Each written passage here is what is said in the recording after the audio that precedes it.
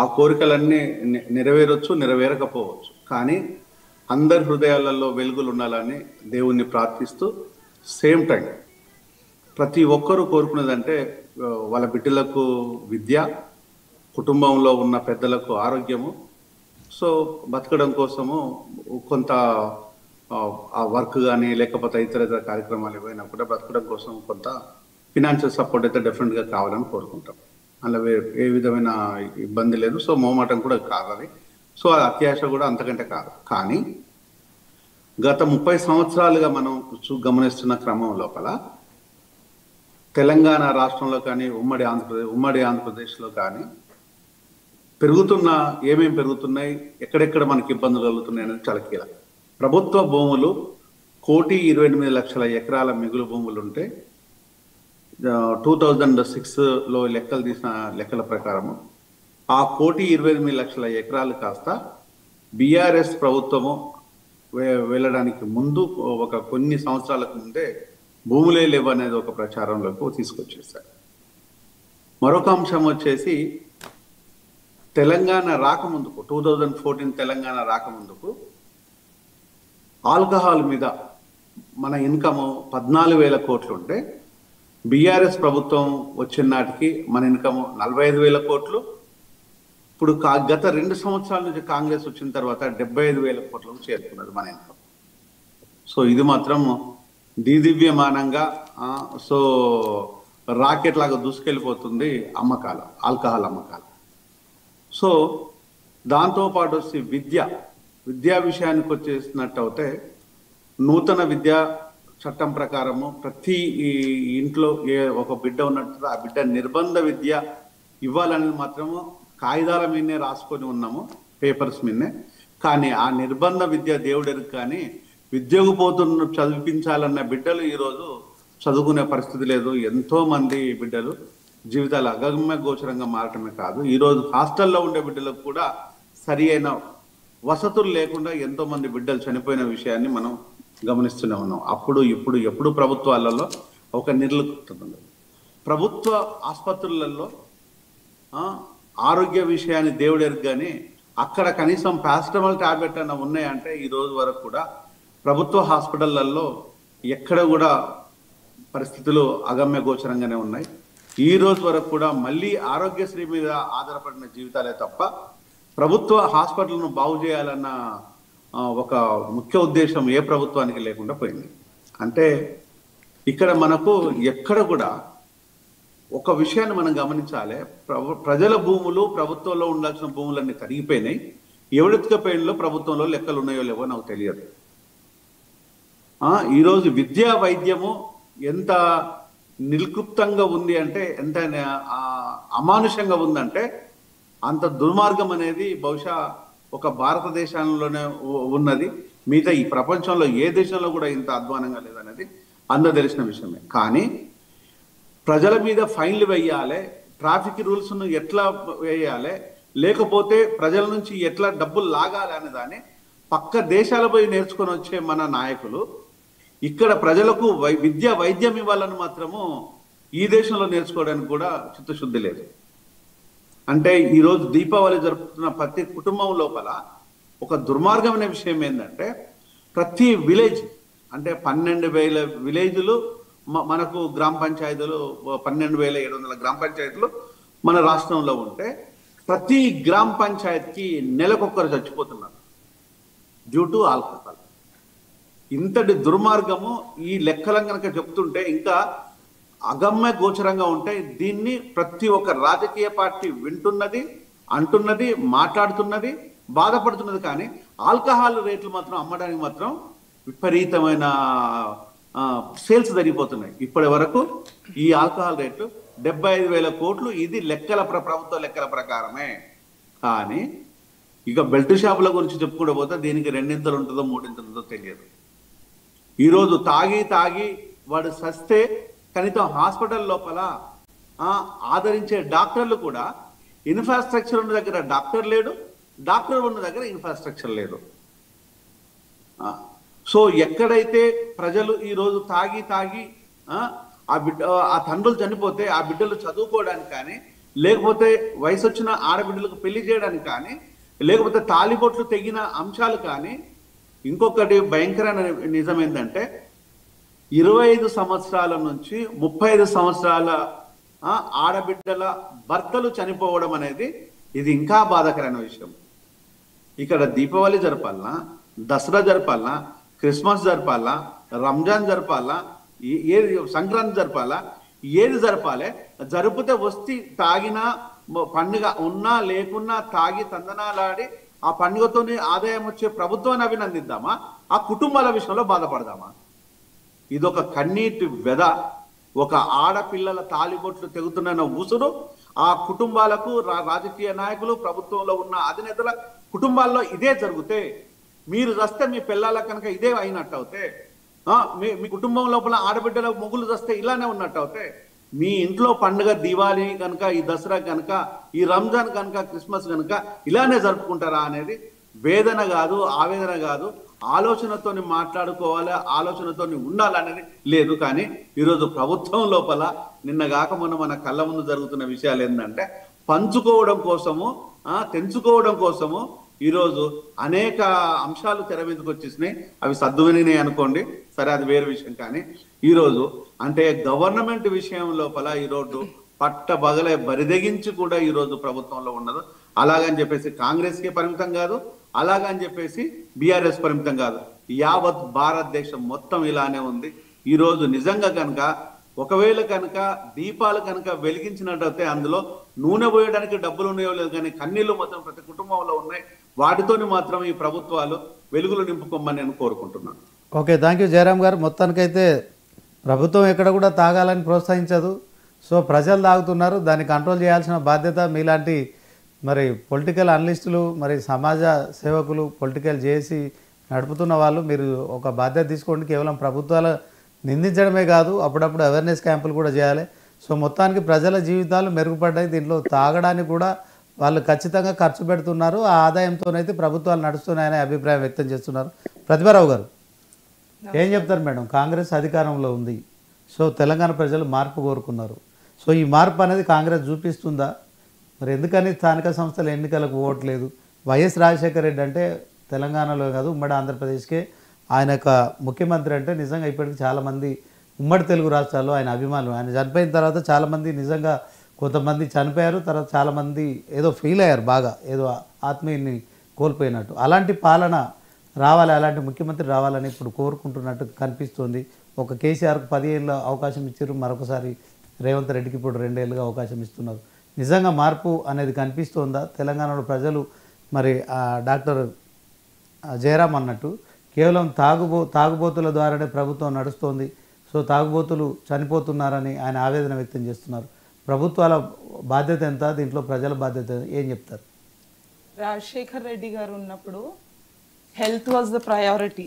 అందరు ఆరోగ్యానికి ప్రయారిటీ ఇచ్చారు. పేదోడు ఉన్నోడు ఒకే హాస్పిటల్ కి వెళ్ళగలిగే వసతి కల్పించారు. ఒక మనిషి ఏదైనా వస్తే మాకు ఒక ఆసరా ఉంది, మేము గబుక్కుని హాస్పిటల్కి వెళ్ళొచ్చు అనేది అందరికి ధైర్యంగా ఉండాలి. మనం ఎక్కడికైనా వెళ్ళాలన్నా దారులన్నీ సరిగ్గా ఉండాలి. మనం ఒక బండి ఒక చోట పెట్టామంటే దానికి మా బండి అక్కడ ఉంటది, ఏం ప్రాబ్లం. ఇప్పుడు మీరు ఎక్కడైనా బండి పార్క్ చేయాలంటే ఎవరు వచ్చి ఫోటో తీస్తారో మీకు తెలియదు. అవన్నీ పక్కకు పెడితే ఎవరైనా కోరుకునేది బేసిక్ హెల్త్ కోరుకుంటారు, చదువు కోరుకుంటారు, నార్మల్ ఫెసిలిటీస్ చిన్న చిన్న చదువు, ఆహారం, ఉండటానికి ఒక ఇల్లు కోరుకుంటారు. పేదోడు కోరుకునేది అది. మీకు ఏ ఇన్ఫ్రాస్ట్రక్చర్ ఉంది, బిల్డింగ్స్ ఉన్నాయా, లేకపోతే మీరు ఎకనామిక్ గా ఎట్లా డెవలప్ అవుతున్నారు అది చూడదు. ఒక తల్లి మాత్రం నా బిడ్డ సేఫ్ గా ఉందా, ఆరోగ్యానికి ఏదైనా ప్రాబ్లం వస్తే ఎక్కడైనా పరిగెత్తడానికి హాస్పిటల్ ఉందా, చదువుకోవటానికి బేసిక్ స్కూల్ ఉందా, ఇవే తల్లి చూస్తుంది. నా బార్డర్ సెక్యూరిటీ ఫోర్స్ ఎలా ఉంది అది చూడదు. తల్లికి మెయిన్ ఇంపార్టెంట్, ఒక ఫ్యామిలీలో, ఒక చిన్న ఫ్యామిలీలో ఇంపార్టెంట్ అనేది ఆరోగ్యం, ఉద్యోగం, చదువు, ఈ బేసిక్ ఎమ్యూనిటీస్ ఎవరైనా ఒక నాగరికుడు కోరుకునేది. ఈ రోజు అవన్నీ కూడా కోల్పోయి రాజశేఖర్ రెడ్డి గారు హయాంలో అదొక స్వర్ణ యుగం అనుకోవాలి. అది పేదోడి యుగం. అంటే మనం స్వేచ్ఛగా ఆలోచించగలం, స్వేచ్ఛగా ఏదైనా తినగలం, స్వేచ్ఛగా ఎక్కడికైనా వెళ్ళగలం. మా వెనక ఒక లీడర్ ఉన్నాడు, మమ్మల్ని చూసుకుంటాడు, మా కష్ట సుఖాల్లో మాతో ఉంటాడు, మా మాట వ్యధన ఇంటాడు అనేది ఉండేది. దాని తర్వాత ఒక నైజాం పాలన లాగా అయిపోయింది. ఏ హయాంలో మేడం? కేసీఆర్ పాలనలో. మేడం ఎంత డ్రగ్స్, ఇప్పుడు నార్మల్ ఇంట్లో నా బిడ్డలు మంచిగా ఉండాలి అని అనుకుంటారు ఎవరైనా. ఎంత డ్రగ్ ఇదైందంటే, వినియోగం అయిందంటే, మెడికల్ షాప్స్ లో there is no prescription required. ఎక్కడైనా ఈజీగా దొరికిపోతుంది. అందరూ మత్తులో డొల్లుతున్నారు, తిరుగుతున్నారు.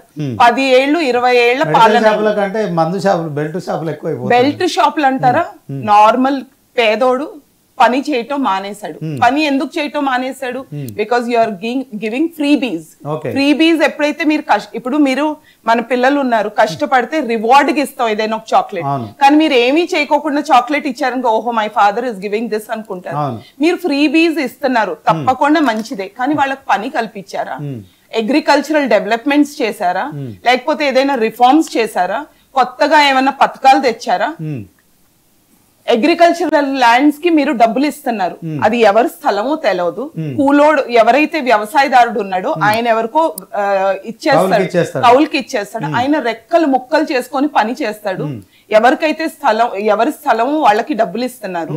ఆయన ఎవరో కూడా ఎవరికి తెలియదు. కష్టం చేసేవాడికి ప్రతిఫలం లేదు, స్థలం లేదు, ఉండటానికి ఇల్లు లేదు, తినటానికి తిండి లేదు. వాడు విరక్తి కలిగి బెల్ట్ షాప్. కారణం ఎవరంటారు మేడం? మరి దేశంలో ఇప్పుడు మనం 79వ స్వాతంత్ర దినోత్సవం జరుపుకున్నాం మన ఆగస్టు 15కి. దీనికి కారణం ఎవరు? కాంగ్రెస్ సుమారు 50 సంవత్సరాలు ఈ దేశాన్ని పాలించింది కదా. కాంగ్రెస్ 50 సంవత్సరాలు పాలించిందంటే అది పేదోడు రాజ్యం వెళ్తుందండి. మనుషులకి మనం బిల్డింగ్స్ 100% పేదోడు రాజ్యమే నడుస్తుంది. ఇప్పుడు మీరు ఇళ్ళంతా పాడు చేసేసి వచ్చి మీరు ఇంటికి ఎవరైనా వస్తున్నారంటే అది సర్దటానికి టైం పడుతుంది. ఏదైతే మొత్తం చెడిపోయిందో సర్దటానికి, చేయటానికి, అన్ని లైన్ లోకి తేటానికి పద్ధతిగా మళ్ళీ రేవంత్ రెడ్డి గారు దాన్ని సవరిస్తున్నారు. సర్దటానికి టైం పడుతుంది.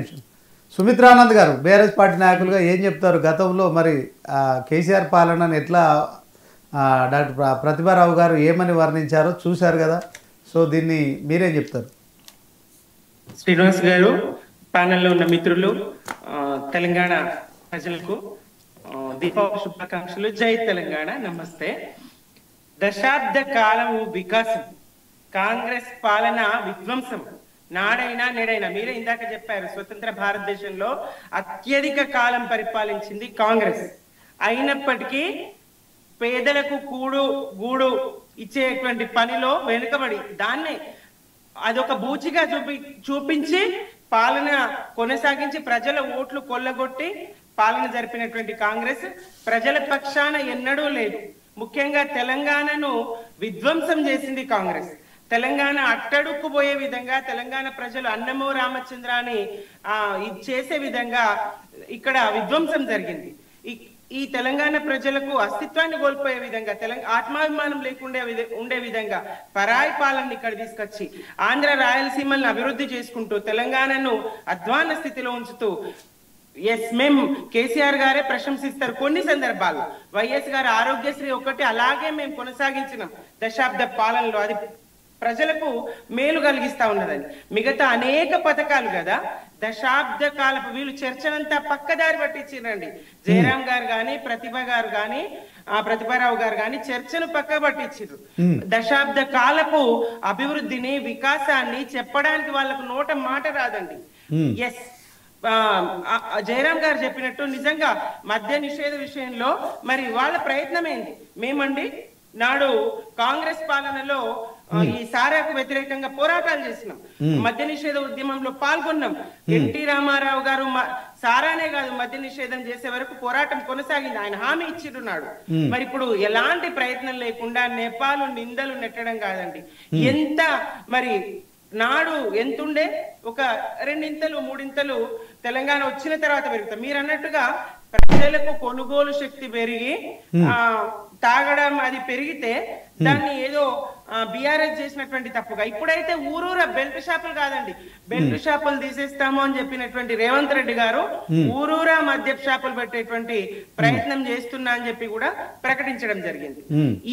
ఈ పాలన, కాంగ్రెస్ పాలన విధ్వంసం, బీఆర్ఎస్ పాలన వికాసం. రాష్ట్రాన్ని సాధించుకున్న తర్వాత మొదటి ప్రయత్నంగా ఈ నేలకు తెలంగాణ గడ్డకు ఏ రంగంలో అన్యాయం జరిగింది, నీళ్లు నిధులు తెలంగాణకి ఎంత అన్యాయం జరిగింది. ఇక్కడ ప్రాజెక్టులు కడతారు, నీళ్ళు ఆంధ్రాకి తరలించుకుపోతారు. మీరు ఎగువనున్నారని చెప్తారు, మీకు మేము పల్లం ఉన్నాం, నీరు పల్లం ఎరుగు అని చెప్తారు. అటువంటిది మేము ఎత్తిపోతల ద్వారా మొదటి పథకం ఏమో మిషన్ కాకతీయ, ఇక్కడ చెరువుల మీద ఆధారపడినటువంటి వ్యవసాయం, ఇక్కడ బోరు బావుల మీద ఆధారపడినటువంటి వ్యవసాయం. కాబట్టి మొదటి ప్రయారిటీగా చెరువుల్ని బాగు చేసుకునే విధంగా, మరి తాంబాలాగా అయినటువంటి చెరువుల్ని గంగాలాగా మార్చుకునే విధంగా మిషన్ కాకతీయ పథకంతో చెరువుల పూడిక తీసి ఇవాళ మొన్నటి వరదలకు అనేక చెరువులు గండ్లు పడేవి, అనేక చెరువులు తెగిపోయేవి, ఊళ్ళు మునిగిపోయేవి. ఆపిందంటే అది కేవలం మిషన్ కాకతీయతో చెరువు కట్టల నిర్మాణాన్ని పటిష్టం చేసుకున్నాం. అట్లా చెరువుల ఇంకా బోరుబావుల ఆధారిత వ్యవసాయం. కరెంట్ ఉండదండి, కేవలం వైఎస్ గారు మొదలు పెట్టారు, 9 గంటలు ఉచిత విద్యుత్ అన్నారు, 6 గంటల వరకు పరిమితం చేసారు. 6 గంటలతో ఏం పండుతుందండి? మేము పాటలు పాడుకున్నాం, ఏడ్చినాం, దొంగోలు వచ్చే కరెంటుకు కావలెట్ల గాతు నేను వ్యవసాయం ఎట్ల చేతు ఖాళీ కూలిన మోటారెత్తుక పట్న మేడ ఓదు నేను పైకా మేడదెత్తు. ఇది మా పరిస్థితి. తలాపున గోదావరి వాడుతుంది, మాకు నీళ్ళందవు. ఇట్లా ఉన్న పరిస్థితిలో మరి ప్రపంచమే గర్వించే విధంగా ప్రపంచ రికార్డు స్థాయిలో కాళేశ్వరాన్ని ప్రాజెక్టుల నిర్మాణం చేసుకొని వ్యవసాయ స్థిరీకరణ కోసం రైతన్నకు వెన్నుదన్నుగా మరి బోరుబావుల ఆధారిత వ్యవసాయం కదా, 24 గంటల కరెంట్ ఇచ్చుకొని, ఉచిత విద్యుత్తు 24 గంటలు ఏ రాష్ట్రంలో లేని విధంగా ఇచ్చుకొని, అలాగే కేవలం విద్యుత్ ఇస్తే సరిపోదు, నీళ్ళు ఇస్తే సరిపోదు, మరి పెట్టుబడి కావాలి. ఏ మేనిఫెస్టోలో పెట్టలేం, ఏ రైతన్న అడగలేడు, ఏ సంస్కరణవాది అడగలేడు. కేసీఆరే రైతులేంటి వ్యవసాయం ఏంటి తెలిసినటువంటి వాడు, స్వయంగా వ్యవసాయదారుడు. కాబట్టి ఆయన రైతు బంధు ఇచ్చి ఆర్థిక తోడ్పాటును అందించి వలసలను వాపస్ తీసుకొచ్చి అందరూ వ్యవసాయం చేసే విధంగా. ఇందాక వీళ్ళు అన్నారు మరి వ్యవసాయం చేసేది ఒకరు, భూ యజమాని ఒకరు అని. ఏం చెప్పినండి రేవంత్ రెడ్డి గారు? మేము కౌలు రైతుకి ఇస్తాం, రైతు కూలికి ఇస్తాం, రైతు బంధు కాదు భరోసా ఇస్తాం, 10,000 కాదు 15,000 ఇస్తాం. అన్ని నీటి మూటలే కదండి, అన్ని అబద్ధాలే కదండి. అబద్ధాలు అంటే చేస్తూ ఉన్నారు కదండి. ఈ 23 నెలల పాలన విధ్వంసం, కేసీఆర్ గారి దశాబ్ద పాలన వికాసం ఒక్క రంగం కాదు కదా. నీటిపారుదల రంగము, విద్యుత్ శక్తి రంగము, విద్య, మౌలిక సదుపాయాలు విద్య అన్నారు. 1000కి పైగా గురుకులాలండి. ఇళ్లలో పిల్లల చదువులు ఎట్లా సాగినాయో, నేను 33 సంవత్సరాలు ఉపాధ్యాయురాలుగా పనిచేసిన అనుభవం నాకున్నది. ఇళ్లలో పిల్లలు ఎందుకు బడికి రాలేవంటే మోటార్ స్టార్ట్ చేయడానికి పోయినా, పాకంకు పోయినా, బర్రెల్ని కాయడానికి పోయినా, దుడ్డల్ని కాయడానికి పోయినా, ఇట్లా పిల్లలు చెప్పుకునే పరిస్థితి. తల్లిదండ్రికి చేదోడు వాదోడుగా ఉండి చదువులు అధ్వానమైనటువంటి పరిస్థితి. అటువంటి స్థితిలో చదువుకు దగ్గరగా ఉండడానికి, పిల్లలు చదువుతూనే ఉండడానికి గురుకులాలను ఏర్పాటు చేసి బడుగులకు, బలహీన వర్గాలకు, ఎస్సీ ఎస్టీలకు, మైనారిటీలకు 1000కి పైగా గురుకులాలను ఏర్పాటు చేసి పిల్లలు చదువుకునే విధంగా అవకాశాలు ఇచ్చి, అలాగే చదివిన పిల్లలు ఆ పాఠశాల వ్యవస్థ వరకే కాదు మరి కాలేజీ విద్యను అందించే విధంగా. అంతెందుకండి, ఆ వైద్య రంగం అభివృద్ధి చెందాలంటారు. జిల్లాకు మెడికల్ కాలేజ్ ఇచ్చుకున్నాం కదా, ఒక ఆసుపత్రుల నిర్వహణ ఎంత అద్భుతంగా సాగిందండి. ఎవరిని అడుగుతారు? ప్రసూతులన్నీ ఆడపిల్లలు, మహిళల ప్రసూతులన్నీ ప్రభుత్వ ఆసుపత్రిలో జరిగే విధంగా ఈ ప్రోత్సాహకాలు, వైద్యులకు ప్రోత్సాహకాలు ఇచ్చి మరి ప్రైవేటు ఆసుపత్రిలో సిజేరియన్లు జరగకుండా సాధారణ ప్రసవాలు జరిగే విధంగా ప్రోత్సహించి ప్రభుత్వ ఆసుపత్రిలో ఎన్ని ప్రసవాలు, మరి ఆడబిడ్డని కంటే 13,000, మరి ప్రభుత్వ ఆసుపత్రిలో పురుడు పోసుకుంటే 12,000. ఓకే మేడం, మొత్తానికి మీరు చెప్పేది ఏంటంటే 50-60 సంవత్సరాల కాంగ్రెస్ పాలన కంటే తెలంగాణ ప్రత్యేక రాష్ట్రంలో బీఆర్ఎస్ పాలన బాగుంది అని చెప్తున్నారు, అంతే కదా? రంగం కాదండి, నిర్మాణ రంగము, విద్య, వైద్యము, మౌలిక వసతుల సదుపాయము, నీటిపారుదల రంగము, ఒక్క రంగం అని కాకుండా సమస్త రంగాల్లో తెలంగాణను అభివృద్ధి పథంలో వృద్ధి రేటును చూస్తే తెలుస్తుంది కదా.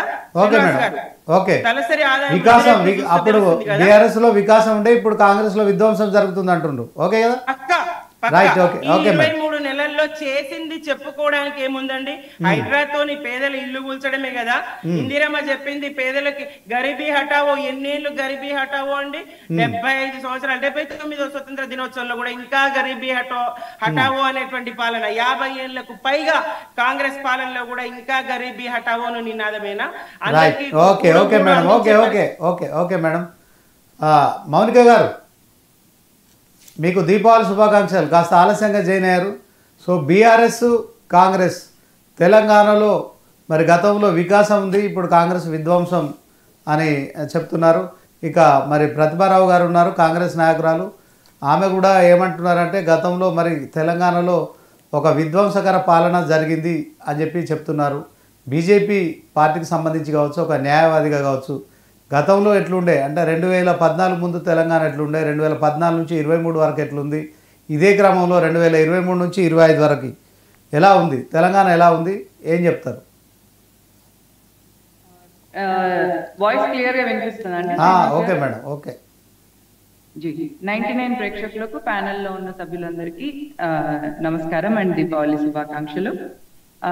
మనకు స్వతంత్రం వచ్చినప్పటి నుంచి మనం చూసిన పార్టీ ఏంటిది అంటే కుటుంబ పార్టీ.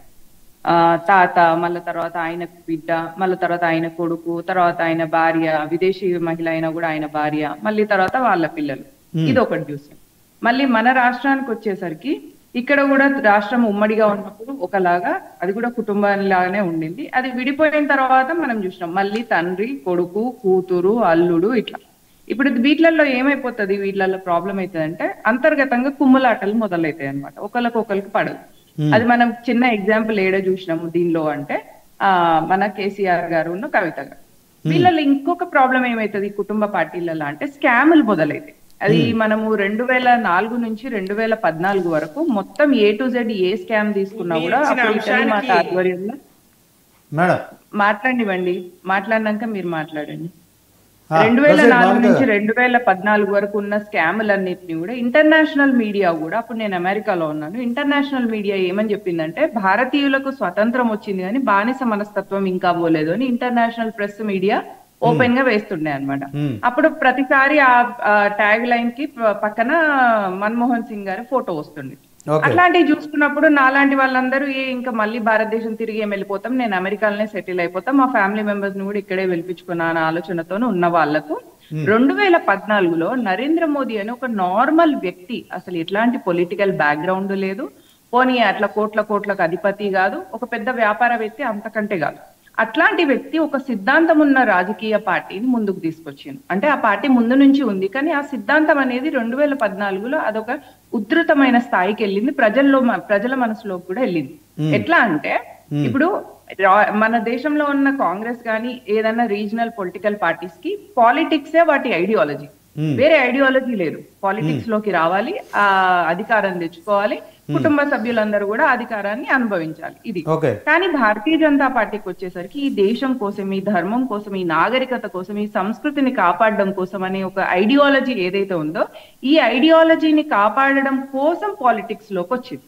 అందుకే ఇక్కడ ఎవ్వరు కూడా కుటుంబం పార్టీలు ఉండరు. అంటే తల్లికి ఇస్తే కొడుకు, తండ్రికి ఉంటే మళ్ళీ కదా కొడుకు, కూతురుకి, మొగుడుకున్న తర్వాత మొగుడికి సిక్ అయితే పెళ్ళాంకి, ఇట్లాంటివి ఉండవు అనమాట. ఇక్కడ ఎలిజిబుల్ పర్సన్ కి, పెట్టగలిగే స్థాయి ఉన్న పర్సన్ కి, నలుగురిని చూసుకోగలిగే స్థాయి ఉన్న పర్సన్ కి ఇక్కడ చోటిస్తుంది. అదే సింపుల్ ఎగ్జాంపుల్ నరేంద్ర మోదీ గారు, నాలాంటి నార్మల్ ఒక మిడిల్ క్లాస్ అమ్మాయి నేను. ప్లస్ ఇప్పుడు భారతీయ జనతా పార్టీ వచ్చి 12 సంవత్సరాల నుంచి వెళ్ళి ఏం చేసింది ప్రజలకు కేంద్ర వ్యాప్తంగా అంటే, భారతీయ జనతా పార్టీ దేశ వ్యాప్తంగా చూసుకుంటది ప్రజల్ని. 80 కోట్ల మందికి రేషన్ వచ్చింది. అంటే ఫుడ్ సప్లై అనేది, ఫుడ్ సెక్యూరిటీ అనేది ప్రతి ఒక్క పౌరుడి మాట్లాడండి ప్రకారం మాట్లాడండి మౌనిక గారు, మీరు మాట్లాడారు. కోట్ల మందికి ఇప్పటి వరకు 80 కోట్ల మందికి నిరంతరంగా రేషన్ వస్తూనే ఉంది.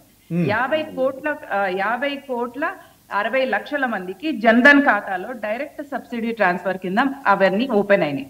12 కోట్ల మందికి ముద్రా టాయిలెట్స్, స్వచ్ఛ భారత్ కింద టాయిలెట్స్ వచ్చినాయి. ముద్రా లోన్స్ 13 కోట్ల మందికి వచ్చినాయి.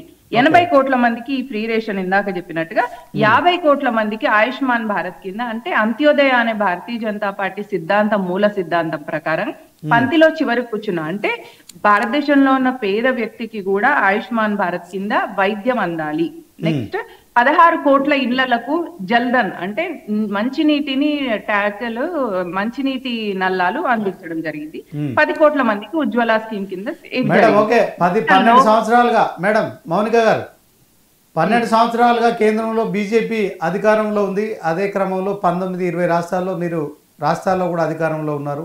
సో 60 సంవత్సరాల పాలన విషయంలో దేశ ప్రజలు మీకు పట్టం కట్టారు. 12 సంవత్సరాల్లో మీరు చూపించాల్సినంత అభివృద్ధి చూపించారా? 79 సంవత్సరాల్లో కూడా తర్వాత కూడా ఇంకా మన రేషన్ బియ్యం తినుకుంటూ 80 కోట్ల మంది ప్రజలు బతకాల్సిందేనా? వాళ్ళకి సంబంధించి మరి విద్యా ఉద్యోగ రంగాల్లో ఎందుకని పూర్తి స్థాయిలో మరి ఇప్పటికీ ప్రైవేటు వైద్యం కావచ్చు, ప్రైవేటు విద్య కొనుక్కునే పరిస్థితి ఎందుకు వస్తుంది? ప్రజల జీవన స్థితిగతులు మెరుగుపరచాల్సిన కేంద్ర ప్రభుత్వం బాధ్యత మరి పూర్తి స్థాయిలో మీరు నెరవేరుస్తున్నారా? ఏం చెప్తారు? కేంద్రం లాస్ లో 3 టైప్స్ ఉంటాయి. ఒకటి స్టేట్ కి సంబంధించి కొన్ని పవర్స్ ఉంటాయి, సెంటర్ కి కొన్ని పవర్స్ ఉంటాయి, కొన్ని విషయాలలో ఇద్దరికి కలిపి ఉంటాయి. అయితే ఎప్పుడైనా Bharatiya Janata party double engine సర్కార్ వచ్చింది అంటే మేము ఏదైనా చేసి చూపించగలం. రేపు తెలంగాణలో వచ్చేది భారతీయ జనతా పార్టీ. ఎందుకంటే టిఆర్ఎస్ ఎట్లా భూస్థాపితం కాబోతుంది, కాంగ్రెస్ ముక్త భారత్ అనేది ప్రజల నుంచి ఒక నేరేటివ్. కాబట్టి రేపు తెలంగాణలో కూడా భారతీయ జనతా పార్టీ అధికారంలోకి వచ్చినప్పుడు భారతీయ జనతా పార్టీ ఆ ఫలాలను ప్రజల్లోకి అందించడం అనేది మేము ఇట్లా తీసుకుంటాం. కాబట్టి అప్పుడు ఏమైతుంది అంటే క్లియర్ గా సెంటర్ ఏవైతే ప్రోగ్రామ్స్ ఉన్నాయో అవి ప్రజల్లోకి వెళ్తాయండి. క్లియర్ గా ఇవి ప్రజల్లోకి వెళ్ళడానికి మెయిన్ గా మేము ఇక్కడ ప్రజల స్వాభిమానం, ఇక్కడ భారతీయుల స్వాభిమానం గురించి ఆలోచిస్తుంది భారతీయ జనతా పార్టీ. కాబట్టి దాని పేరేమున్నది అంటే భారతీయ జనతా పార్టీ, ప్రజల గురించి ఆలోచించే పార్టీ. ఆపరేషన్ సింధూర్ అప్పుడు ఇదివరకు కూడా పాకిస్తాన్ నుంచి వెళ్ళి 2014 నుంచి వెళ్ళి నరేంద్ర మోదీ గారి ప్రభుత్వం వచ్చినప్పటి నుంచి వెళ్ళి కూడా పాకిస్తాన్ టెర్రర్ అటాక్స్ ఆర్మీ క్యాంప్ల మీద జరిగినాయి.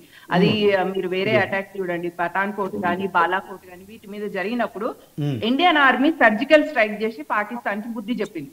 కానీ ఎప్పుడైతే అది ప్రజల మీద చేసిండ్రో, ఇప్పుడు మొన్న మనం చూసినాం పహల్గామ్ లో 26 సివిలియన్స్ ని హిందువా ముస్లిమా అని అడిగి ప్యాంట్ ఇప్పి కన్ఫర్మ్ చేసుకొని వాళ్ళ మీద దాడి చేసినప్పుడు ఆపరేషన్ సింధూర్ చేసి భారతదేశం అనేది ఒక ఉధృతమైన దేశం అని, ఒక సూపర్ పవర్ అని ప్రపంచానికి చేసింది నరేంద్ర మోదీ ప్రభుత్వం. ఎప్పుడైతే ఒక దేశం ఇంకొక దేశం చేస్తున్న దాడిని తిప్పి కొడుతుందో అప్పుడు ఆ దేశం యొక్క గొప్పతనం, ఆ దేశం యొక్క న్యూక్లియర్ పవర్ కానీ, ఆ దేశం యొక్క సెక్యూరిటీ సిస్టమ్ ఎంత స్ట్రాంగ్ ఉన్నది అనేది క్లియర్ గా మనకు తెలిసిపోతుంది. దానికి ఒక ఆపరేషన్ సింధూర్ చేయడం అనేది, ఆపరేషన్ సింధూర్ మిలిటరీ యాక్షన్ కింద కనిపించినా కూడా మనం అక్కడ చూసిన వెపన్స్ ని తయారు చేసుకోవడం కానీ, ఆ మేక్ ఇన్ ఇండియా కింద మనం తయారు చేసుకున్న బ్రహ్మోస్ గాని, మేక్ ఇన్ ఇండియా కింద మనం తయారు చేసుకున్న పినాకిని గాని,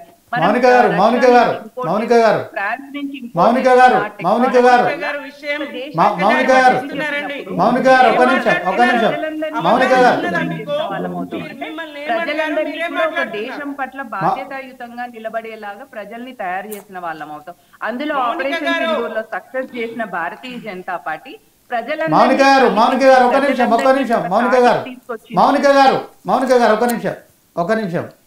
మనం ఇక్కడ 12వ దీపావళి జరుపుకుంటున్నాం. బీజేపీ అధికారంలోకి వచ్చిన తర్వాత కావచ్చు తెలంగాణలో స్వేచ్ఛావాయువులు పీల్చుకుంటూ స్వపరిపాలన చేసుకుంటున్నాం. తెలంగాణలో వాస్తవానికి నిజంగా దీపాలు వెలిగించే టైంలో దీపాలు ఆరిపోతున్నాయి. తాగుబోతులుగా తెలంగాణ ప్రజలు తయారవుతున్నారు. విచ్చలవిడిగా మద్యం అమ్మకాలు పెరుగుతున్నాయి.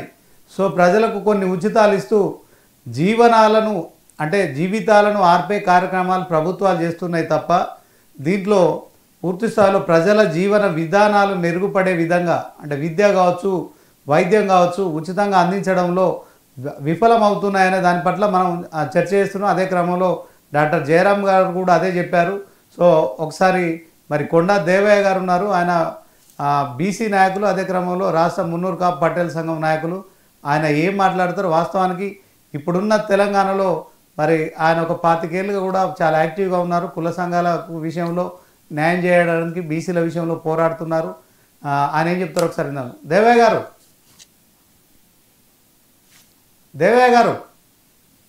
అండి, నమస్కారం అందరికి. నమస్తే, మీకు దీపావళి శుభాకాంక్షలు అండి.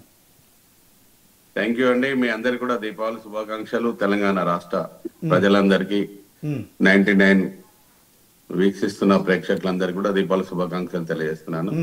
ముఖ్యంగా నాకు ఎందుకంటే ఎవరి పార్టీ గురించి అని మనం గొప్పగా చెప్పుకుంటున్నాం కానీ మనకు ప్రజల అవసరాల గురించి అని మరి ప్రభుత్వాలు వస్తున్నాయి పోతున్నాయి.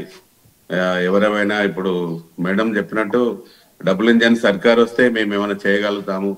మరి ప్రధానమంత్రి నరేంద్ర మోడీ గారు సింధూర్ది మరి విజయవంతం చేశారు ఈరోజు. కరెక్టే, ఈరోజు అది భారతదేశంలో మనం దేశాన్ని కాపాడు కోసం తీసుకుంటున్నాం. కానీ మరి ఈరోజు తెలంగాణ రాష్ట్ర వ్యాప్తంగా ముఖ్యంగా ఏదైతే తెలంగాణ రాష్ట్రము వచ్చిన తర్వాత మనకు ఎంతవరకు కూడా మనకు పేద ప్రజలలో ఈ దీపావళి కనుల పండుగ లాగా ఉంది, దీపావళి వెళ్తురు నిండింది అనేది కూడా మనం ఆలోచించాలి.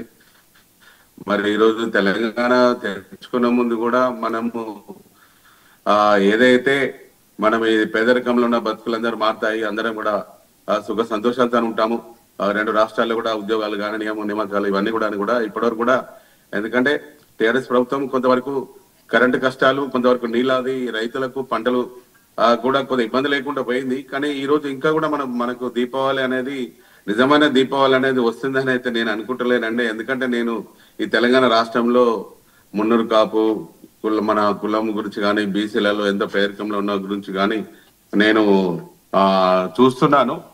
ఒకటేనండి, ఈరోజు మనకు ఇంకా మనకు ఈరోజు చూడండి, ఈరోజు కేంద్ర ప్రభుత్వం నుండి నిధులు రాలేక మరి ఈరోజు చూడండి ఆంధ్రప్రదేశ్ చూస్తే పోలవరం ప్రాజెక్టుకు జాతీయ హోదా తెచ్చుకొని 1 లక్ష కోట్ల రూపాయలు మరి అక్కడ తీసుకొచ్చుకున్నారు చంద్రబాబు నాయుడు గారు. మరి మొన్న కూడా బనకచెర్ల చూస్తే 13,000 కోట్లు అభివృద్ధి పనులు జరుగుతున్నాయి. మరి ఈ రోజు కూడా అప్పుడు ఏదైతే తెలంగాణ వచ్చిన తర్వాత కూడా ఏదైతే అప్పుడు అనుకున్న దాని ప్రకారం కూడా మనకు నిధులు రాలేదని, ప్లస్ అప్పుడు కాళేశ్వరం చూడండి, నిజంగా అప్పుడు జాతీయ హోదా ఇచ్చినట్టయితే ఈ రోజు 1 లక్ష కోట్ల అప్పు అనేది మనకు అది ఉండపోయేది. ఈ రోజు ఈ ప్రాబ్లం అనేది కూడా రాకపోయేది. ఈ రోజు ఇంత తెలంగాణ కూడా ఈ రోజు అప్పులలో కూరుకొని పోతుంది అనేది కూడా ప్రతి ఒక్కరు కూడా ఆలోచిస్తున్నారు. ఈ రోజు కూడా మేము ఒకటి చెప్తామండి, నిన్న మొన్న బంద్ జరిగిన దానిలో కూడా ఈ రోజు కేంద్ర ప్రభుత్వంలో బీజేపీ ఉంది, ఇక్కడ కాంగ్రెస్ ఉంది. మాకు 42% రిజర్వేషన్ ఇస్తారన్నారు. మరి రిజర్వేషన్ దగ్గర కూడా ఎన్ని ఇబ్బందులు ఎదుర్కొంటున్నాము. 2.5 కోట్ల మంది ఈ రోజు బీసీలందరూ వచ్చి బయటపడ్డాము, రోడ్డు మీద వచ్చినాము. మరి ఈ రోజు మాకు భారతీయ జనతా పార్టీ ఎంపీలు 8 మంది ఉన్నారు, ఎమ్మెల్యేలు ఉన్నారు. మరి ఈ రోజు కూడా బీసీలకు కనీసం మరి స్థానిక ఎన్నికల్లో పోటీ చేసే హక్కు లేకుండా, రిజర్వేషన్ లేకుండా ఈ రోజు ఏం చేయలేని పరిస్థితుల్లో కూడా ఈరోజు తెలంగాణ రాష్ట్ర ప్రజలు ఉన్నారు. నిజంగా ఈ రోజు దీపావళి ఎలక్షన్లు జరుగుతున్నట్టయితే కొద్దిగా సంతోషంగా ఉండే, కానీ ఇప్పుడైతే కొద్దిగా బీసీలలో కానీ పేరికలలో కూడా జర ఆందోళనలే మేమందరం ఈ రోజు ఉన్నామని కూడా నేను తెలియజేస్తున్నాను. ముఖ్యంగా ఏదేమైనా కేంద్రంలో ప్రభుత్వమైనా ఇప్పుడు రాష్ట్ర ప్రభుత్వమైనా కూడా ఆ పేదవాళ్ళ బతుకులు మారేందుకు ప్రయత్నం చేయాలి అనేది కూడా నేను కోరుకుంటున్నా అండి. ఓకే దేవయ్య గారు, మొత్తానికి ఇప్పటి వరకు 79 సంవత్సరాలు గడిచిపోయినా ఇంకా మనకు రిజర్వేషన్లు కావాలని కొట్లాడడం అయితే విడ్డూరం. ఇదైతే మరి కొంత ఆందోళన కలిగించే అంశం అంటారు, అంతే కదా? అంతేనండి. ఇప్పుడు బ్రిటిష్ ప్రభుత్వం ఉన్నప్పుడేమో వాళ్ళు పరిపాలిస్తున్నారు అని అనుకున్నాము. మరి ఈ రోజు కూడా ఎవరు కూడా సర్కార్ రావాలి, మేము రాజకీయంలో ఉన్నత స్థానాలు పొందాలని అంటున్నారు. కానీ పేదవాళ్ళ గురించి అనేది నిజంగా మాకు దీపావళి మన అందరి కళ్ళలో వెళ్తూ రావాలని కూడా కోరుకుంటున్నామండి. కొంత తెలంగాణ రాష్ట్రంలో మాత్రం ఈ రోజైతే అప్పులలో కూరుకుపోయి ప్రజలందరూ కూడా ఈ రిజర్వేషన్లలో దానిలో కూడా ఉన్నవారే ఉన్నట్టుగా, లేని వారి బతుకులు కూడా లేని వారి లాగానే సాగుతున్నాయి. ఎంతో మంది కూడా ఇబ్బందికరంగా కూడా పల్లెటూరు గ్రామాల్లో కూడా ఈ రోజు ఇబ్బందులకు ఎదురవుతున్నాయి. చాలా మంది కూడా నిజంగా ఎంతో మంది పేదరికంలో ఉన్నారండి. ఈ రోజు ఉన్న వాళ్ళు ఏంటంటే ఈ రోజు రాజకీయంలో ఉన్న ఎమ్మెల్యేలైనా, ఎంపీలైనా, మినిస్టర్ అయినా, సీఎం అయినా, కేంద్ర మంత్రులైనా కూడా ఏదైతే గ్రౌండ్ లెవెల్లో పోయి మాకు ఏం కావాలి అనేది చూస్తలేదు. మేము ఏదో పథకాలు ఇస్తున్నామో మేము చేస్తున్నామని కాంగ్రెస్ పార్టీ అంటుంది. కేంద్ర ప్రభుత్వం కూడా మేము డబ్బులు ఇస్తున్నాం, పంపిస్తున్నాం అంటే చాలా మంది కూడా పేదవాళ్ళ బతుకులు అయితే ఇంకా మారలేదండి. నేనైతే అది చెప్తున్నాను. ఎందుకంటే ఈరోజు దీపావళి సందర్భంగా మీరు అడిగినారు. మరి ఈ రోజు ఈ తెలంగాణ రాష్ట్రం వచ్చాక అందరి బతుకులలో దీపావళి వెలుతురు ఉందా అంటే లేదండి. ఇప్పటి వరకు కూడా నేనైతే నాకు తెలిసిన దానిలో నేను గ్రామ స్థాయిలో తిరుగుతాను కాబట్టి నా పర్సనల్ గా నేను మాట్లాడుతున్నాను. దీన్ని ఎవరు ఏ పార్టీలు కానీ, ఎమ్మెల్యేలు కానీ ఎవరు కానీ అట్టు కావాల్సిన అవసరం లేదు. ఎప్పుడైనా కూడా పేదవాళ్ళకు మంచి రోజులు రావాలి, ప్రతి పండుగ వచ్చిందంటే సంబరంగా మేము చేసుకుంటున్నాము ఈ రోజు అనేది కోరుకోవడమే ఈ రోజు అందరూ థ్యాంక్ యూ. ఒకసారి senior journalist come analyst Bandaru Rammohan గారు ఉన్నారు. రామ్మోహన్ గారు, దీపావళి శుభాకాంక్షలు. మీకు కూడా శ్రీనివాస్ గారు, మీకు అట్లాగే ప్యానెల్లో ఉన్న మిత్రులకు, మన 99 ప్రేక్షకులందరికీ కూడా దీపావళి శుభాకాంక్షలు. ఉభయ తెలుగు రాష్ట్రాల్లోని ప్రజలకు కానీ దేశవ్యాప్తంగా ప్రపంచవ్యాప్తంగా దీపావళి పండుగ జరుపుకుంటే హిందువులందరికీ కూడా శుభాకాంక్షలు తెలియజేస్తున్నాను. శ్రీనివాస్ గారు చెప్పండి. ఎలా చూస్తారు సార్? మరి ఇప్పుడు 79వ స్వాతంత్ర దినం పూర్తయిపోయింది. మనం అయినప్పటికీ కూడా ఇంకా కులాల కొట్లాట, రిజర్వేషన్ల కొట్లాట, ఇప్పటికీ విద్యా వైద్యం అందలేని దౌర్భాగ్యమైన పరిస్థితి. సో ప్రభుత్వాలు మరి ఓట్లేసిన ప్రజల్ని విస్మరిస్తున్నారు. కేవలం ఉచితాల పేరుతో ప్రజల్ని సోమరులు తయారు చేస్తున్నారు. ప్రజలకు ఏం పని లేకుండా, అంటే క్షేత్రస్థాయిలో ప్రజల జీవితాలు కావచ్చు, వాళ్ళ అంశంలో పునరుద్ధరించకుండా కేవలం ఉచితాలతోనే వాళ్ళు బాగుపడతారని వాళ్ళు ఆలోచించడం కావచ్చు, ప్రజలు కూడా ఏదో వస్తుంది చేస్తున్నాము అని చెప్పడం కావచ్చు. సో ఓవరాల్గా ఇప్పుడున్న పరిస్థితుల్లో గతంలో 2014 ముందు తెలంగాణ ఎట్లుండే, ఇప్పుడు 2014 నుంచి 23 వరకు, అంటే బీఆర్ఎస్ పార్టీ ప్రభుత్వంలో ఉన్నప్పుడు ఎట్లుండే, అదే క్రమంలో 2023 7 డిసెంబర్ తర్వాత ఇప్పటి వరకు 25 వరకు ఎట్లుంది, ఏం చెప్తారు? వాస్తవానికి ప్రభుత్వాల బాధ్యత ఏంది? ప్రజలు ఓట్లేసిన ప్రజలకు సేవ చేయడం అంటే నిజంగా కేవలం ఏదో ఉచితమైన పథకాలు ఇచ్చి చేతులు దులుపుకోవడమేనా? కాయకల్ప చికిత్స చేయాల్సిన బాధ్యత ఉందా లేదా చెప్పండి. కాయకల్ప చికిత్సలతో పనులు కావు, శాశ్వత పరిష్కారాలు కావాలి. ఈ 79 ఏళ్ళ స్వాతంత్రంలో దేశవ్యాప్తంగా చాలా మార్పులు వచ్చినాయి, చాలా అభివృద్ధి చెందినాం. సమస్య లేదు. అంటే ఆశావాదులు ఏం చూస్తారంటే, మనలాంటి వాళ్ళు మనకు గ్లాసులో సగం నీళ్లు ఉన్నాయి, అది వాస్తవం. నిరాశావాదులు ఏం చూస్తారంటే గ్లాసులో సగం నీళ్ళు లేవు, అది వాస్తవం. అంటే ఏమీ జరగలేదా దేశంలో అంటే ఇప్పటి వరకు చాలా జరిగినాయి.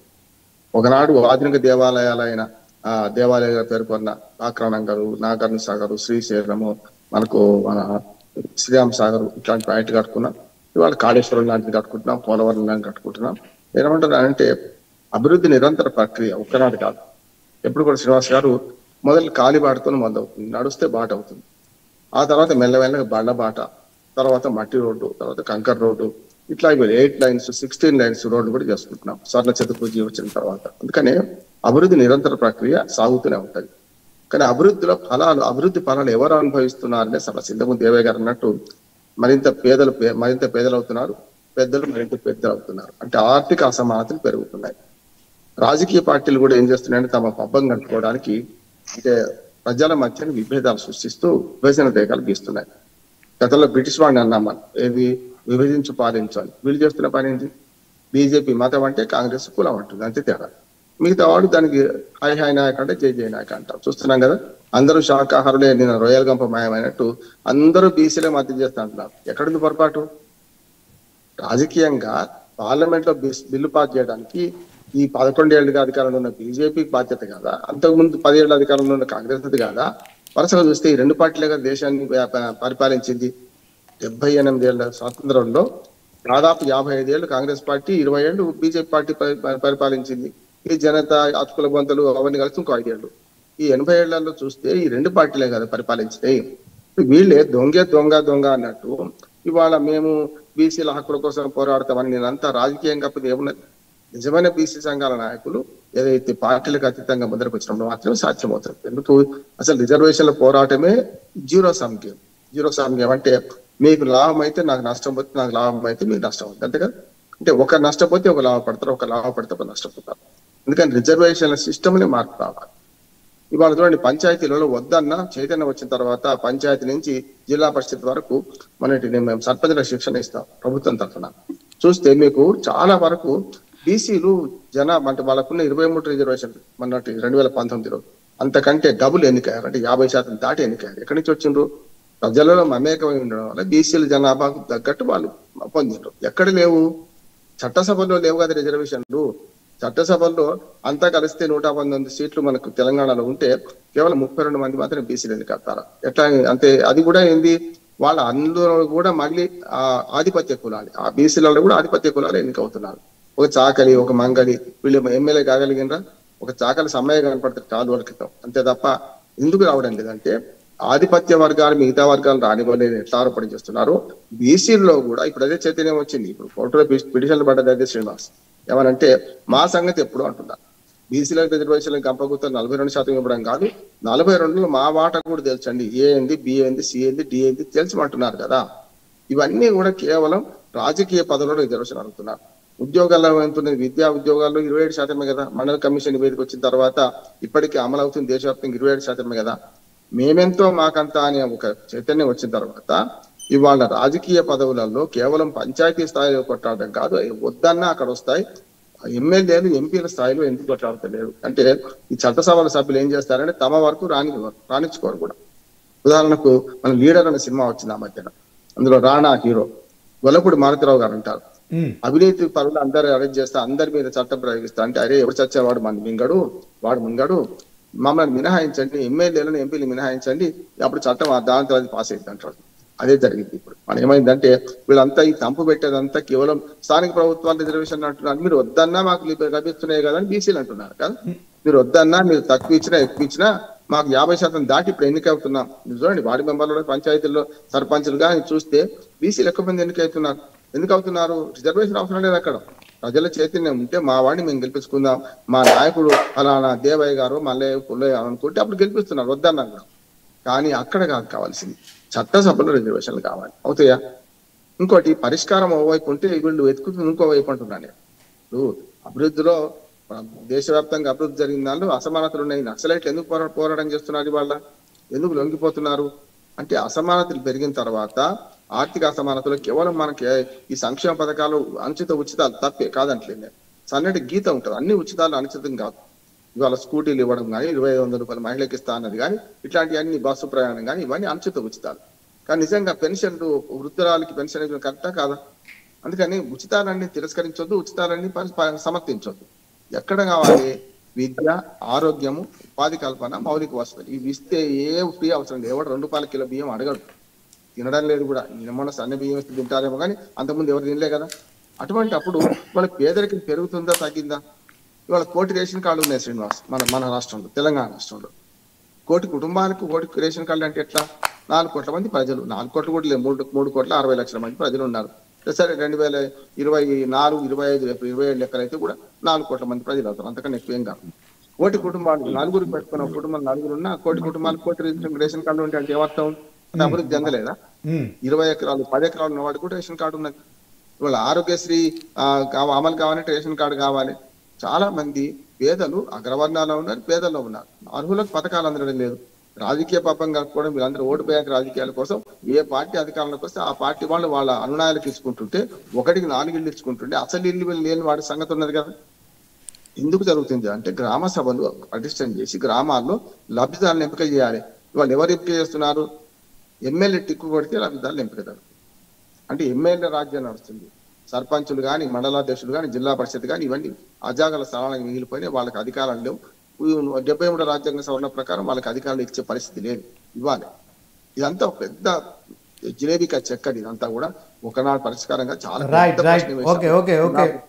ఒక మాట చెప్పి ముగిస్తాను శ్రీనివాస్. ఏమంటారంటే ఆర్థిక అసమానతలు పెరిగి సంపద కేంద్రీకృతమైతే విప్లవాలు వస్తాయి. ఇవాళ మావోయిస్టులు లొంగిపోయినా సరే రేపు మరొకరు ముందుకు వస్తారు. ప్రజాస్వామ్యయుతంగా పోరాడే క్రమం చేయాలంటే మావోయిస్టులు లొంగిపాటు కరెక్ట్ అంటున్నాను. వాళ్ళందరూ ప్రజాస్వామ్య సమితిలో కలవాలి, జనజీవన సమితిలో కలవాలి. దాంతో పాటు ఉద్యమాలకు మంగళం పాడుంది. ప్రజాస్వామ్యంలో చాలా లోపాలు ఉన్నాయి. ఆ ప్రజాస్వామ్య లోపాలకు మరింత ప్రజాస్వామ్యం మంచి మందు. ప్రజాస్వామ్యయుతంగా సాగే ఉద్యమాలకు మనందరం మద్దతు తెలపాలి. దాంతో పాటు సమాజంలో ఈ అసమానత తొలగాలంటే ఇంకా ప్రజాస్వామ్యవాదులందరూ ఏకం కావాలి. తమ హక్కుల కోసం పోరాడినప్పుడు మాత్రమే, పోరాడితే పోయేది ఏం లేదు, బానిస సంఘాలు తప్ప అన్నట్టు పోరాట పటిమ ఉండాలి, కానీ ప్రజాస్వామ్య పథంగా ఉండాలి. ఓకే రామ్మోహన్ గారు, మళ్ళీ మీ దగ్గరికి వస్తాను. అన్న చెప్పండి, పద్మాచారి గారు తెలంగాణ ఉద్యోగ సంఘం నాయకులుగా, చైర్మన్గా ఎట్లుంది వాస్తవానికి? వైఎస్ రాజశేఖర రెడ్డి పాలన ఎట్లుండే, కేసీఆర్ పాలన ఎట్లుండే, ఇప్పుడు రేవంత్ రెడ్డి పాలన ఎట్లా ఉంది, ఉద్యోగులు ఎట్లా పనిచేస్తున్నారు? సో దీనికి సంబంధించి చంద్రబాబు హయాంలో ఉద్యోగులే మరి అప్పుడున్న టీడీపీ ప్రభుత్వాన్ని ఓడించారని కూడా మరి జరుగుతున్న ప్రచారంలో నిజమెంతుంది? వాస్తవానికి ఇప్పుడు ఉద్యోగులు కాంగ్రెస్ ప్రభుత్వ హయాంలో ఎట్లా పనిచేస్తున్నారు, ఏం చెప్తారు? 99 టీవీ ప్రేక్షకులు దీపావళి శుభాకాంక్షలు. ప్యానల్ మెంబర్స్ కూడా అందరికీ కూడా, అదేవిధంగా మా పక్కకు సోదరి డాక్టర్ ప్రతిభా గారికి, రావు గారికి, అదేవిధంగా శ్రీనివాస్ గారికి శుభాకాంక్షలు తెలియజేస్తూ ముఖ్యంగా తెలంగాణ సాధన లోపల ఎందుకంటానంటే గత ప్రభుత్వం లోపల కంబైన్డ్ రాష్ట్రం లోపల తెలంగాణ సమాజానికి, తెలంగాణ ప్రజలకు, తెలంగాణ ఉద్యోగులకు, తెలంగాణ రాజకీయ నాయకులకు కూడా సెల్ఫ్ రెస్పెక్ట్ లేకుండే. అదేవిధంగా తెలంగాణకు జరిగే అన్యాయాన్ని ఉద్యోగులుగా మేము చదివేటప్పుడు కూడా అదేవిధంగా ఉద్యోగులుగా ఎంత నష్టం జరుగుతుందని ఉద్యోగులకు తెలిసిన ఒక సబ్జెక్ట్ పరంగా కానీ ఎవరికి కూడా తెలియదు. ఎంత అన్యాయం జరుగుతుంది, మేము చదువుకొని ఈ విధంగా ఇంత లెవెల్ కష్టపడి వచ్చేసినాక నీళ్లే కానీ నిధులే కానీ నియామకాల లోపల ఎంత నష్టం జరుగుతుందని మేమంతా ఫిగర్ వైజ్గా స్టాటిస్టికల్గా అన్ని చూసుకున్నాక తెలంగాణ ఉద్యమం లోపల క్రియాశీలక పాత్ర మలి ఉద్యమం లోపల తెలంగాణ ఉద్యోగులు పార్టిసిపేషన్ చేయకపోతే ఈ తెలంగాణ సమాజం అనేది లేకుండా పోతుంది, ఈ తెలంగాణ సమాజానికి గుర్తింపు లేకుండా పోతుందని భావించి తెలంగాణ సమాజాని కోసానికి, తెలంగాణ ఉద్యోగుల కోసానికి, తెలంగాణ యూత్ కోసానికి అందరి కోసానికి పెద్ద ఎత్తున 2000 నుంచి మేము ఒక పద్ధతిగా కార్యక్రమంగా నీళ్లు నిధులు న్యాయకం మీద ఫైట్ చేయడం జరిగింది. అయితే ముఖ్యంగా ఏమిటంటే ఎంప్లాయ్మెంట్ లోపల ముఖ్యంగా అందరూ అనుకుంటారు ఏమిటంటే ఎంప్లాయ్మెంట్ పెద్ద ఇష్యూ కాదు అడ్మినిస్ట్రేషన్ లోపల అన్నప్పుడు నిధుల నియామకాల లోపల సెక్రటరియట్లో కానీ హెడ్ ఆఫీస్లో కానీ కమిషనరేట్లో కానీ మ్యాక్సిమం అంతా 80% అనేది తెలంగాణ ప్రాంతం కాకుండా వేరే ప్రాంతం వాళ్ళు ఉంటుంది. అయితే ఎందుకోసం కట్టాలంటే మన ప్రాంతం వాళ్ళు ఉంటే మన యొక్క బడ్జెటే కానీ మన యొక్క నీళ్ళే కానీ నియామకాలే కానీ ప్రతిది కూడా మన షేర్ ప్రకారం మనం కొట్లాడడానికి అవకాశం ఏర్పడుతుందని మేము అప్పుడు భావించడం జరిగింది. సెక్రటరియట్లో కానీ అదేవిధంగా డైరెక్టరేట్లో కానీ జిల్లాలలో కూడా మన 10 జిల్లాలు పాత 10 జిల్లాలలో కూడా 60-70% టీచర్స్ కానించాలి, కానిస్టేబుల్స్ కానించాలి. ఎందుకంటే ఇక్కడ లోకల్ వాళ్ళకు ఉద్యోగాలు ఇవ్వాల్సిన పరిస్థితి ప్రభుత్వాలకు ఉంటుండే. కానీ వివిధ జిల్లాల నుంచి ఆంధ్ర జిల్లాల నుంచి తెలంగాణ జిల్లాల లోపల వాళ్ళని అపాయింట్ చేయించేసి లోకల్ వాళ్ళను నిర్వీర్యంగా చేసి వాళ్ళకు లేబర్గా ట్రీట్ చేయడము, అదేవిధంగా వాళ్ళకు సమాన అవకాశాలు కల్పించకపోవడం నుంచి ప్రజలు అనేది బీదరిక పరిస్థితులపై ఏర్పడడం జరిగింది. దానికి అనుగుణంగా మేము ఉద్యోగుల సంఘముగా దాని యొక్క సబ్జెక్ట్ అంతా క్రోడీకరించి ప్రతిది కూడా జరిగాయి. ఎందుకంటే ఇది టెక్నికల్ సబ్జెక్ట్, ఉద్యోగులకు సంబంధించింది నీళ్లే కానీ నియామకాలే కానీ ప్రతిది కూడా ఒక టెక్నికల్ సబ్జెక్ట్. ఈ టెక్నికల్ సబ్జెక్ట్ లోపల జరిగిన అన్యాయాన్ని అనేది రాజకీయ ఎందుకంటే ఎంత పోరాటం చేసినా కానీ దీని యొక్క అసెంబ్లీనే కానీ పార్లమెంట్ లోపల చర్చకు వెళితే చర్చ లోపల ప్రజలకు జరిగే అన్యాయం తెలవడానికి అవకాశం ఏర్పడుతుంది. అది తెలవాలని చెప్పేసి సుదీర్ఘంగా 2001 నుంచి గౌరవనీయ కేసీఆర్ గారు తెలంగాణ సమాజం గురించి, తెలంగాణకు జరుగుతున్న అన్యాయం గురించి పోరాటంకి వచ్చేసినప్పుడు మేము కూడా అదే టైం లోపల తెలంగాణ ఉద్యోగుల సంఘంగా ఎస్టాబ్లిష్మెంట్ చేయడం జరిగింది. జరిగినాక మనకు జరిగే అన్యాయం అనేది విత్ ఫిగర్స్ తోటి ఫైనాన్స్లే కానీ ఇరిగేషన్ కానీ ఎంప్లాయ్మెంట్ కానీ ప్రతిది కూడా ఒక రాజకీయ పార్టీతోటి మనం దీన్ని ఎక్స్పోజ్ చేయడానికి ప్రజలను ఉద్యమం మలపడానికి అవకాశం ఉంటుందని మేము ఫస్ట్ గిరిగిలాని కమిటీ కానీ అదేవిధంగా రేవూరి ప్రకాష్ రెడ్డి కమిటీ కానీ ఉత్తమ్ కుమార్ రెడ్డి కమిటీ కానీ ఆ కమిటీలు ఎందుకంటే కాంగ్రెస్ ప్రభుత్వం ఉన్నప్పుడు ఆ కమిటీ చేసేసినప్పుడు ఆ కమిటీలో ఒకటి చర్చ పెట్టేసి ప్రజలను ఉద్యమం సైడు తిప్పుకోవడానికి ఒక సబ్జెక్ట్ పరంగా ఒక వెపన్గా అనేది ఉపయోగించుకోవడం జరిగింది. 610 జీవోనే కానీ ప్రెసిడెన్స్ ఆర్డర్ కానీ 6 పాయింట్ ఫార్ములా కానీ ప్రతి దాంట్లో కూడా జరిగిన అన్యాయాన్ని అనేది గొంతెత్తి చాటి ప్రజలు కూడా ఏమిటంటే ఇది ఉద్యోగుల సమస్యనే కాదు ప్రజల సమస్య కాబట్టి ప్రజలు కూడా మీరు అందరూ మమేకమై ఉంటేనే మనం తెలంగాణలో సెల్ఫ్ రెస్పెక్ట్ ప్రభుత్వం ఏర్పరచుకుంటాము, మన డెవలప్మెంట్ మనం చేసుకుంటాము, మీరు అందరూ మమేకమై కావాలని చెప్పడం జరిగింది. అయితే దానికి అనుగుణంగానే ఉద్యోగుల జేఏసీ ఏర్పడడం జరిగింది, తెలంగాణ ఉద్యోగుల జేఏసీ, అదేవిధంగా పొలిటికల్ జేఏసీ కూడా ఏర్పడడం జరిగింది. అయితే పొలిటికల్ జేఏసీ ఏర్పడినప్పుడు కూడా ఓన్లీ ఉద్యోగులే రాజకీయ నాయకులు కాదు వివిధ కుల సంఘాలు కూడా దీంట్లో పార్టిసిపేషన్ చేయాలి, ఇది అందరి బాధ్యత అని చెప్పేసి అన్ని కుల సంఘాలను కూడా మమేకం చేసి తెలంగాణ సాధన చేయడం జరిగింది. చిన్న బ్రీఫ్ ఎందుకంటే పెద్ద సబ్జెక్ట్ కాబట్టి. దాని తర్వాత ఎందుకంటే ఒక పార్టీ పరం కాదు ఒక ఇంటలెక్చువల్ లీడర్గా ఒక దాంట్లో న్యూట్రిషన్ సబ్జెక్ట్ లోపల రాజశేఖర రెడ్డి పరిపాలన చేసి చంద్రబాబు రూలింగ్ ఉన్నప్పుడు చేసినాము, రాజశేఖర రెడ్డి చేసినప్పుడు చేసినాము, కేసీఆర్ దగ్గర చేసినాము, ఉత్తమ్ కుమార్ రెడ్డి, రోషయ్య గారు అందరితో కూడా కలిసి పనిచేయడం జరిగింది, సెక్రటరియట్లో పనిచేసింది, యూనియన్ నాయకుని కూడా పనిచేసిన. అంటే ఆ ఉద్దేశం వచ్చేసినప్పుడు గవర్నర్ కేసీఆర్ గారు తెలంగాణ సాధన తర్వాత తెలంగాణ లోపల ఫైట్ చేస్తున్నాం. తెలంగాణ సాధన తర్వాత మనం ఏమేమి చేసుకోవాలి, మన డెవలప్మెంట్ ఏమిటి, మనం ఏం చూసుకుంటే బాగుంటుందని చెప్పి ఇంటలెక్చువల్స్ తోటి, ప్రొఫెసర్ తోటి, ఉద్యోగ సంఘ నాయకులతోటి, రిటైర్డ్ ఉద్యోగ సంఘాల నాయకులతో కూడా మాట్లాడి ఒక ప్రోగ్రామ్ తయారు చేసుకోవడం జరిగింది. నీళ్ళ లోపల ఏ విధంగా మనం డెవలప్ చేసుకోవాలి, నీళ్ళు ఏ విధంగా మనం సబ్సిడెంట్ ఉపయోగించుకోవాలి, కృష్ణ కానీ గోదావరి కానీ ఇటువంటి దాంట్లో మనం ఉపయోగించుకొని ప్రజలకు ఏ విధంగా డెవలప్మెంట్ లోపల నీళ్ళు అందియాలి, చేయించుకోవాలి, ఫైనాన్స్ కూడా ఎట్లా ఎస్టాబ్లిష్ చేసుకోవాలి, అదేవిధంగా ఎంప్లాయ్మెంట్ కూడా ఎట్లా క్రియేట్ చేసుకోవాలి అని ఒక పెద్ద ఎత్తున ఆరోగ్యపరంగా కూడా హాస్పిటల్స్ ఏ విధంగా చేసుకోవడానికి కూడా స్టడీ చేయడం జరిగింది. ఆ బ్లూ ప్రింట్ లెక్క చేసుకున్నాక తెలంగాణ సాధన తర్వాత ఫస్ట్ 5 years లోపల అది 10 సంవత్సరాలకు అదే కమ్యూనికేషన్ ఉందా కేసీఆర్ గారితో ఉద్యోగుల సంఘ నాయకులుగా మీరు? ఫస్ట్ 5 years లోపల సుదీర్ఘంగా నీళ్ల గురించి, ఎందుకంటే నీళ్లు వచ్చేస్తే నీళ్ళ నుంచి కరెంట్ రావడానికి అవకాశం ఉంటుంది, ప్రజలు సుభిక్షంగా ఉండడానికి అవకాశం ఉంటుంది, అదేవిధంగా మనం ఫారెస్ట్ కూడా పెంచుకోవడానికి అవకాశం ఉంటుంది. ప్రజలు సంతోషంగా సుభిక్షంగా ఆరోగ్యపరంగా ఉండాలంటే ఫస్ట్ నీళ్ళు అవసరం.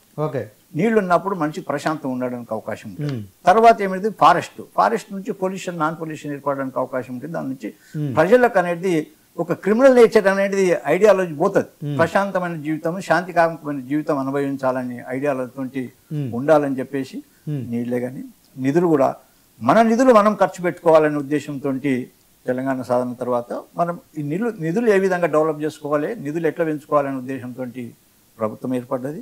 అదేవిధంగా పరిపాలన పరంగా కూడా, రిక్రూట్మెంట్ పరంగా కూడా ఫస్ట్ 5 years లో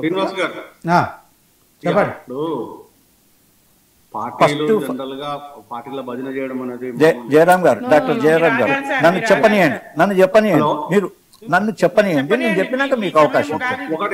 మీరు అదిగా జయరాం గారు, మీరు డాక్టర్, మీరు ఎక్స్పర్ట్, మీరు సీనియర్, నన్ను చెప్పనియండి, నాకు చెప్పకుండా మీరు మాట్లాడద్దు. కావాలంటే శ్రీను గారు నాకు వద్దని చెప్పేసి మీకు అవకాశం ఇస్తే మీరు మాట్లాడండి. ఇది రాజకీయ సబ్జెక్ట్ కాదు, ఇది సబ్జెక్ట్ పరంగా మాట్లాడుతున్నా, డీప్ గా పనిచేసిన కాబట్టి తెలంగాణ ప్రజల కోసం పనిచేసిన నేను రాజకీయ నాయకుడిని కాదు. జయరాం గారు, నేను రాజకీయ నాయకుడిని కాదు. నువ్వు చెప్పవలసిన పని లేదు. శ్రీనివాస్ గారు ఏమన్నాడు, బిఫోర్ 14 అన్నాడు, ఆఫ్టర్ 23 అన్నాడు. నేను అన్ని మాట్లాడగలుగుతా, మీరు చెప్పొద్దు కాదు. ఇక్కడ శ్రీనివాస్ గారు డిసైడ్ చేసి నేను మాట్లాడతా. మీరు చెప్పండి. జయరాం గారు మీరంటే గౌరవము. జయరాం గారు, నేను సబ్జెక్ట్ సుదీర్ఘంగా చెప్తున్నాను. మీరు చెప్పకముందు ఏదో మాట్లాడుతున్నారు.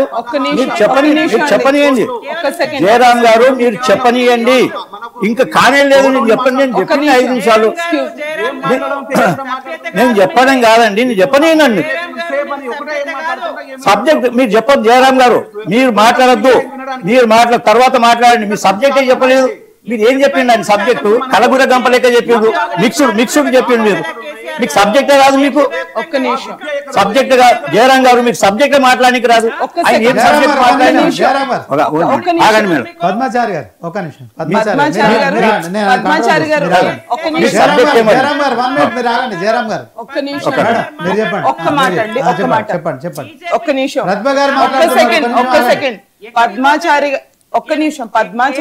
ఏం ఒక్క నిమిషం అండి, ఒక్క సెకండ్ ప్లీజ్ వెయిట్. నేను ఏం చెప్తున్నానంటే ఒక్క నిమిషం, ఒక్క సెకండ్, ఒక్క నిమిషం. శ్రీనివాస్ గారు నన్ను చెప్పనియండి. ఒక్క సెకండ్ అండి, చెప్పింది 5 years చెప్పినాను నేను. ఇంకా చెప్పాను. పద్మాచారి గారు ఒక్క నిమిషం, ఒక్క నిమిషం. సుమిత్ర గారు ఒక్క నిమిషం ఆగండి. సుమిత్ర గారు, పద్మాచారి గారు ఏదైతే మాట్లాడారో అది చాలా రెస్పెక్టబుల్ టాపిక్. అది చాలా మంది కష్టపడి ఒక అనాలిసిస్ చేస్తే వచ్చిన topic. But the topic is actually ఏదైతే ఫ్రేమ్ వర్క్ చేశారో అది ఎంతవరకు ఇంప్లిమెంట్ అయింది అనేది క్వశ్చన్. ఇది చాలా కష్టంతో కూడుకున్న పని. జయరాం గారు పాప ఆయన గంట నుంచి మనందరం మాట్లాడుకుంటాం. చెప్పండి. సో ఆయన ఇప్పుడు చెప్తారు, ఆయన చెప్పనివ్వండి. చెప్పండి. ప్యానల్ మెంబర్స్ గా మీరు అంటే రెస్పెక్ట్ నాకు. మన గురించి సబ్జెక్ట్ కాదు, సమాజం గురించి తెలవాలి, ప్రజల గురించి తెలవాలి. ప్రజలకు తెలవాలి ఏం జరుగుతుంది, ఏం చేస్తుండ్రు, రాజకీయ నాయకులు ఏం చేస్తుండ్రు, ఇంటరాక్షన్ ఏం చేస్తుండ్రు, ఎవరి బాధ్యత ఏమిటి తెలుసుకోవాలి. ఒక వ్యక్తిని ఖండించడం అంటే నీ వాయిస్ ఉంటుంది, రాజకీయం ఉంటుంది, ఏమన్నా మాట్లాడండి, అది కాదు. చెప్పండి 5 years లోపల డెవలప్మెంట్ యాక్టివిటీస్ ఏం చేయాలని చెప్పేసినాక ఒక విజన్ ప్రకారంగా ఒక ఇంటలెక్చువల్స్ గా సుదీర్ఘంగా పనిచేసినప్పుడు ఇంటలెక్చువల్స్, ప్రొఫెసర్స్, కమిటీస్ అందరూ అభిప్రాయాలను గౌరవించడం జరిగింది. దాని ప్రకారం అనేది స్టేట్ను ఒక వే లోపల తీసుకురావడం జరిగింది.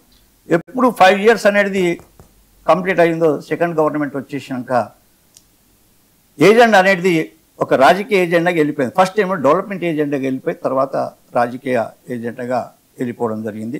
ఎందుకంటే నేను సుదీర్ఘంగా చూసిన ప్రకారం ఈ రాష్ట్రానికనే కానీ దేశానికే కానీ ఒక ఎవరే కానీ ఇంటలెక్చువల్స్ అనేది ఉండవలసిన పరిస్థితి ఉంది.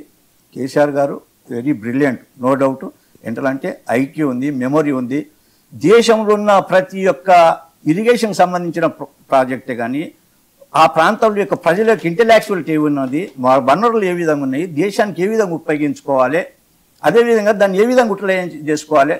సపోజ్ ఉందనుకోండి, మహబూబ్నగర్ ఉంది, మహబూబ్నగర్ యొక్క ప్రజలు ఎటువంటి వాళ్ళు, వాళ్ళ యొక్క టాలెంట్ ఏ విధంగా ఉపయోగించుకోవాలి, వాళ్ళని ఎక్కడ ఉపయోగించుకోవాలి, అదే కరీంనగర్ వాళ్ళ యొక్క యూత్ ఉన్నది, వాళ్ళని ఎట్లా ఉపయోగించుకోవాలి. ఒక విజన్ ఉన్న ఒక నాయకుడు రాజకీయంగా తర్వాత 5 years తర్వాత ఏం చేసిండు ఏమిటని రాజకీయంగా వాళ్ళు మిస్టేక్ చేయొచ్చు, లేదని కాదు. ఫస్ట్ ఏమో ఒక విజన్ ఉంటుంది ఏ నాయకుడికే కానీ.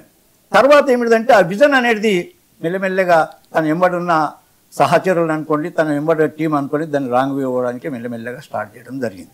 దాని నుంచి ప్రజలు ఏం చేసారంటే ఒక పద్ధతి వచ్చిన ప్రభుత్వము సెకండ్ టర్మ్ లోపల పద్ధతి అనేది చేంజ్ అయిపోయింది అనేది ప్రజలు అసంతృప్తికి గురైంది. ఉద్యోగులే కానీ, ప్రజా సంఘాలే కానీ, ప్రజలే కానీ, కుల సంఘాలే కానీ వాళ్ళు కొద్దిగా ఏమిటంటే నారాజు అయిపోయి మీరు ఏ విధంగా ఉద్దేశంతో వచ్చిందో ఆ ఉద్దేశం 5 years లోపల జరిగింది, 5 years తర్వాత మీరు కొద్దిగా పక్కకు జరిగినట్టు అనిపించింది అని ప్రజలు ఏమిటంటే ప్రజలు ఎలక్షన్స్ వచ్చే వరకునే వాళ్ళ అభిప్రాయాలను చెప్పడం జరిగింది.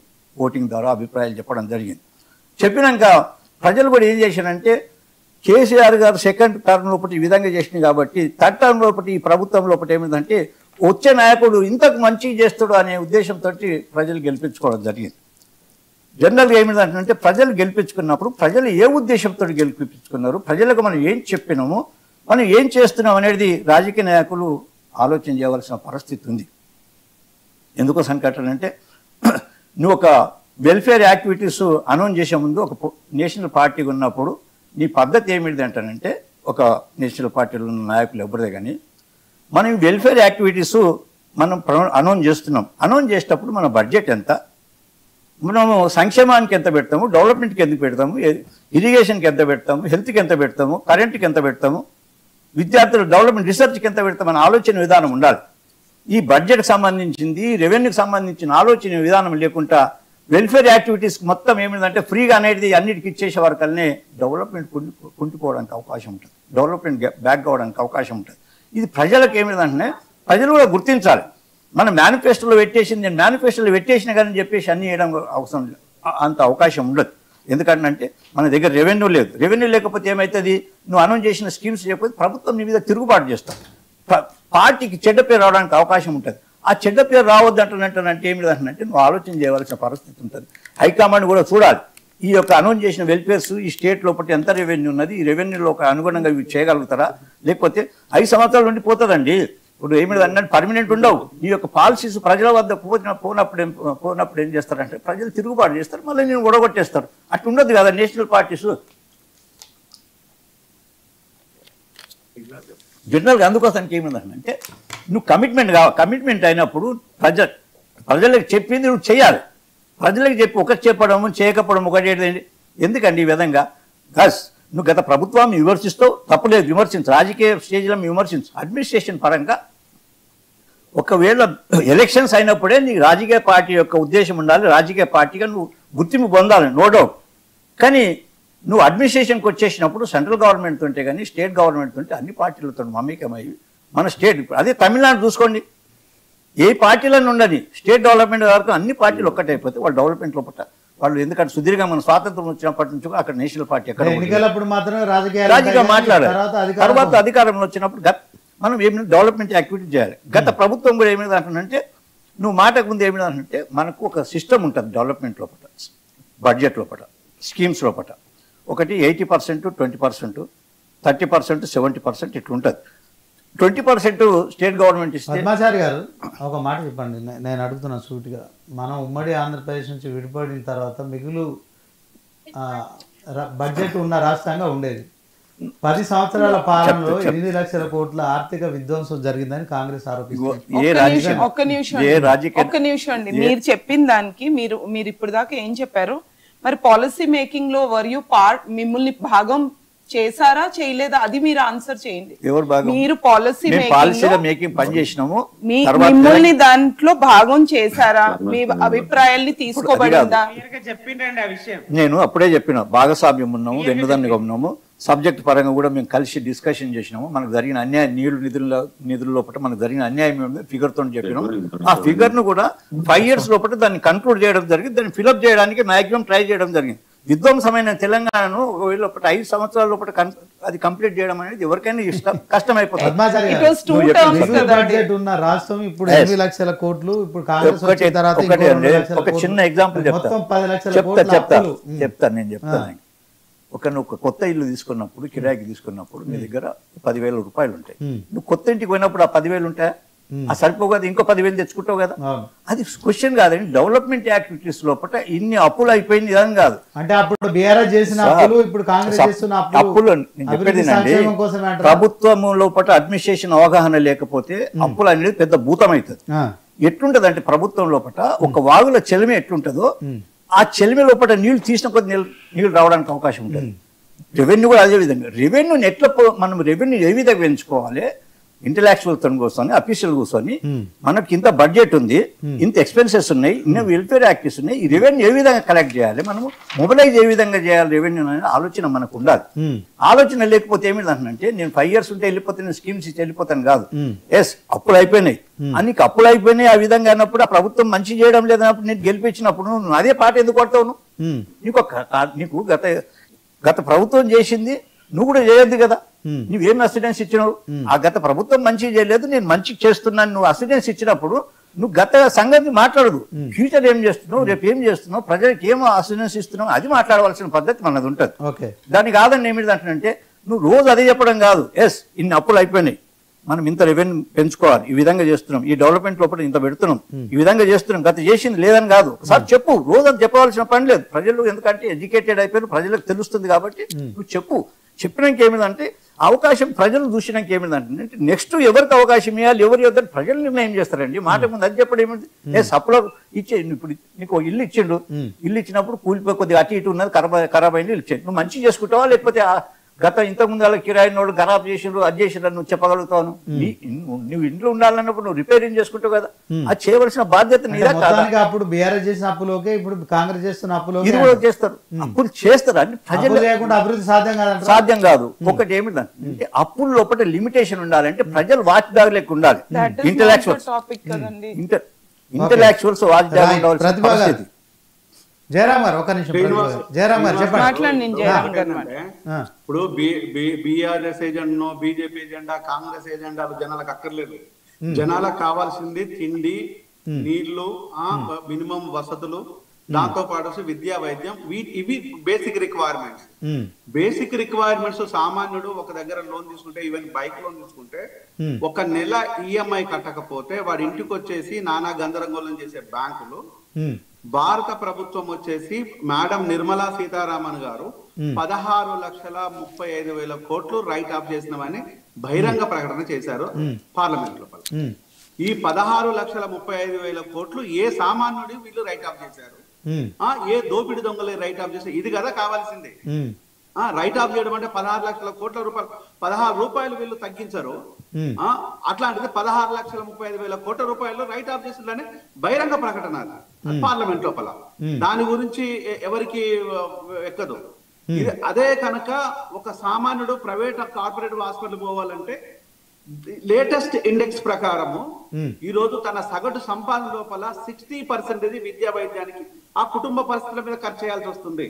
అంటే రిమైనింగ్ 40% తను బతకడము, తను జీవించడము సర్వం ఆ 40% లో బతకాలి. అప్పులు చేయాలన్నా ఈవెన్ ఇంటి రెంట్లతో సహా ఆ 40% బతకాలి.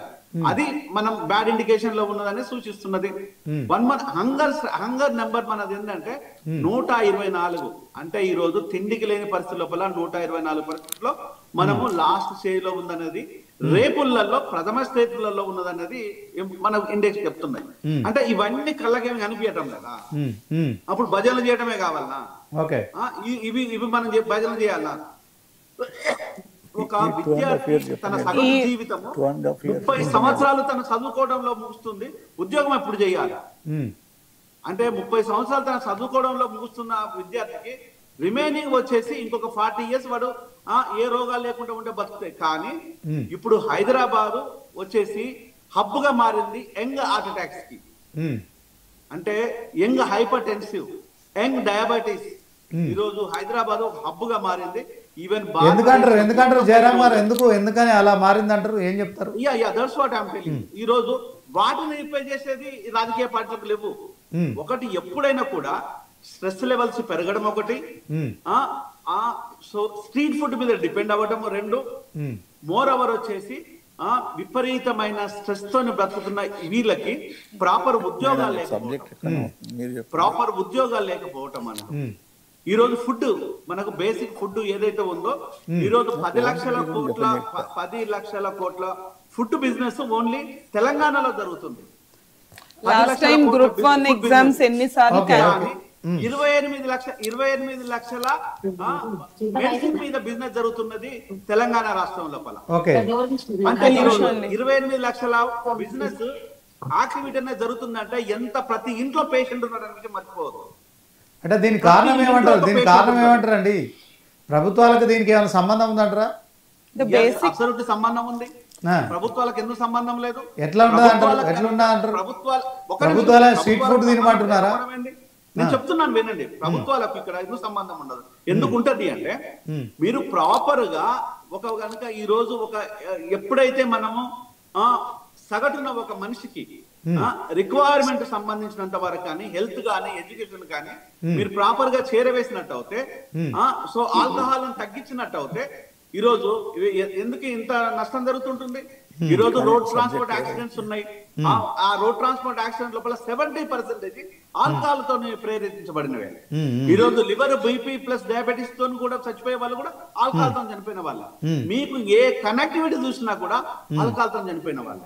వితౌట్ ఆల్కహాల్ ద్వారా లేకుండా డైరెక్ట్ గా చనిపోయిన వాళ్ళు ఓన్లీ కోమార్బిడిటీస్ ఆఫ్టర్ 70 years తర్వాత చనిపోయిన వాళ్ళు. కానీ ఈ రోజు చనిపోయిన వాళ్ళు, అత్యధికంగా చనిపోయిన వాళ్ళంతా యంగ్ పిల్లలు, అంటే 25 సంవత్సరాల నుంచి 35 సంవత్సరాల లోపు యంగ్ పిల్లలు చచ్చిపోతున్నారు. వాళ్ళకి ఏ కోమార్బిడిటీస్ ఉంటాయి? ఎలాంటి కోమార్బిడిటీస్ ఉండవు కదా. అంటే ఈ రోజు మన దేశం లోపల ఒకవైపు ఆల్కహాల్ తగ్గించాలని చెప్తుంటుంది, ఒకవేళ ఆల్కహాల్ కన్జ్యూమ్ చేయొద్దని చెప్తుంటుంది. అయినా బెల్ట్ షాప్లకు విపరీతంగా ఈ రోజు ఉన్నాయి. ఒకవైపు వచ్చేసి ఆల్కహాల్ నియంత్రిస్తున్నామని చెప్తున్నది. ఈ రోజు కులాల పేరు మీద, రిజర్వేషన్ల పేరు మీద మళ్ళీ వైన్ షాపులు మళ్ళీ పర్మిషన్లు ఇస్తున్నాయి. అంటే ఏ విధంగా వచ్చేసి కూడా ప్రజల నుంచి దోచుకునే ప్రోగ్రామ్ పెడుతుంది తప్పితే ప్రజలను బాగు చేసేది ఏ ప్రభుత్వం చేసింది? బీఆర్ఎస్ చేస్తుందా? ఇప్పుడు ఉన్న బీజేపీ చేస్తున్నదా? సెంట్రల్ గవర్నమెంట్ ఇప్పుడు ఉన్న కాంగ్రెస్ చేస్తుందా? అంటే ఓవరాల్ గా మానవ శరీరాల మీద వ్యాపారం చేస్తున్న ప్రభుత్వాలు, ఇలాంటి ప్రభుత్వాలు ప్రజలు తిరస్కరించే కదా కాంగ్రెస్ వచ్చింది. కాంగ్రెస్ కూడా అదే చేస్తున్నది. ఈ రోజు ఆ రోజు బీఆర్ఎస్ చేసింది, ఈ రోజు కాంగ్రెస్ చేసింది. ఆయన బీజేపీ అయినా సొక్కం చేసిందా అంటే, ఆదాని కోర్టు లోపల 22,000 డ్రగ్స్ పట్టుబడినా కూడా దానిపైన మోడీ మాట్లాడు, అమిత్ షా మాట్లాడు. కానీ ఈరోజు మనం ఏం మాట్లాడతామంటే, ఈరోజు డ్రగ్ను నియంత్రిస్తాము అంటుంటాం.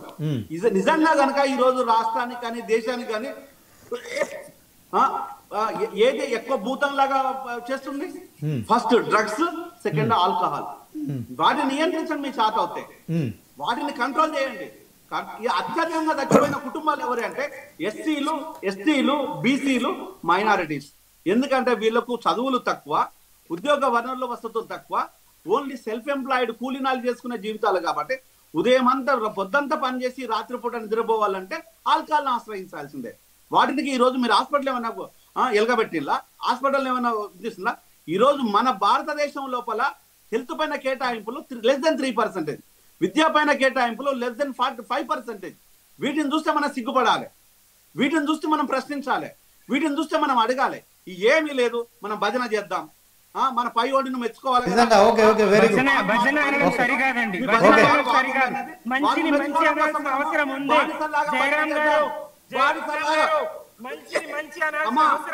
బానిసల్లాగా భజన చేస్తూ గానీ నువ్వు కానీ నీ ప్రభుత్వం అప్పుడు ఇప్పుడు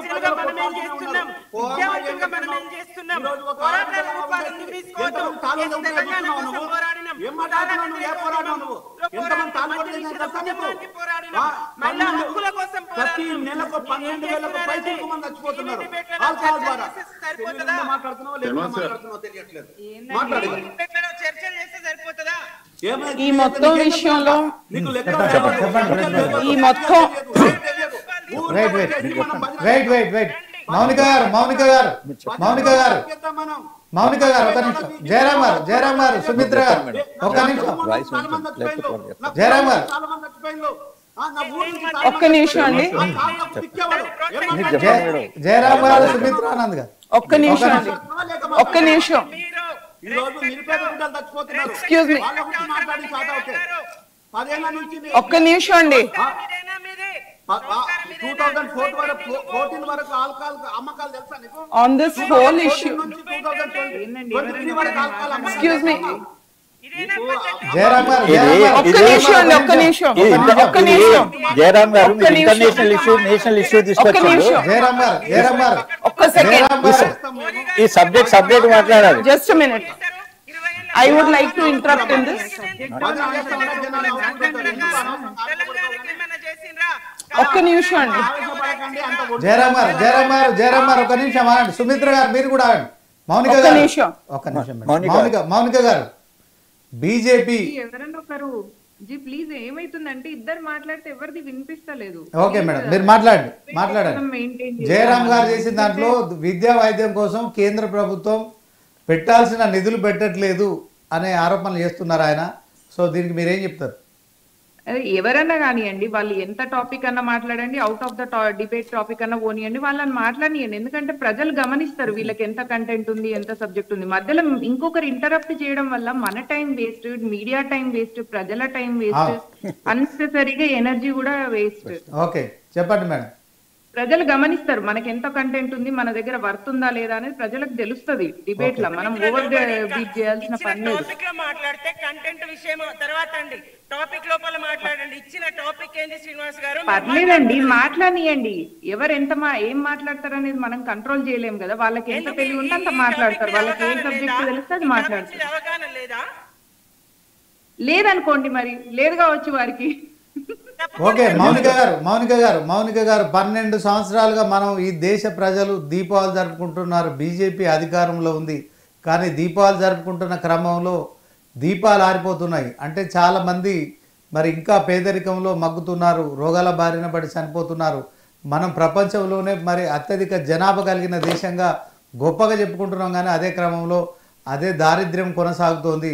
సో దీంట్లో తాగుబోతులకు సంబంధించిన అంశంలో లిక్కర్ సేల్స్ పెరుగుతున్నాయి, మెడికల్ మాఫియా విజృంభిస్తోంది. సో ఎక్కడ చూసినా కూడా రాజకీయ పార్టీలు కేవలం ప్రజల్ని ఓటు బ్యాంకుగానే చూస్తున్నారు తప్ప ప్రజల జీవితాల్లో వాళ్ళకు కాయకల్ప చికిత్స చేసి వాళ్ళ జీవితాలను పునరుద్ధరించాల్సిన ఏ బాధ్యతను కూడా సక్రమంగా నిర్వర్తించడం లేదు. ఉద్యోగాలు లేవు, ఉపాధి అవకాశాలు లేవు, ఏదో ఉచితాలు ఇస్తున్నామని చెప్పి గొప్పలు చెప్పుకుంటున్నారు తప్ప మరి ప్రజల జీవన స్థితిగతులు మెరుగుపరిచే విధంగా పాలన కొనసాగట్లేదు అనేది ఇప్పుడు జయరామ్ గారు చెప్తున్నారు. సో ఇక్కడున్న మరి అందరి అభిప్రాయం అదే. మీరు ఏం చెప్తారు? నేను ప్యానెల్ సభ్యులను ఒకటే రిక్వెస్ట్ చేస్తే నన్ను మాట్లాడుతుంటే ఇంటరప్ట్ మీకు అందులో ఏమైనా ఇల్లీగల్ గా అనిపిస్తే మీరు you are free to file a case. And ఒకవేళ కంటెంట్ సబ్జెక్ట్ అవుట్ ఆఫ్ పోయింది అనుకుంటే మీకే ఎక్కువ సబ్జెక్ట్ ఉంది, నాకు తక్కువ ఉంది అని అనుకోండి, నేనేం ఫీల్ కాను. ఓకే. పాయింట్ 1 నేను ఒక పాయింట్ చెప్తా అండి.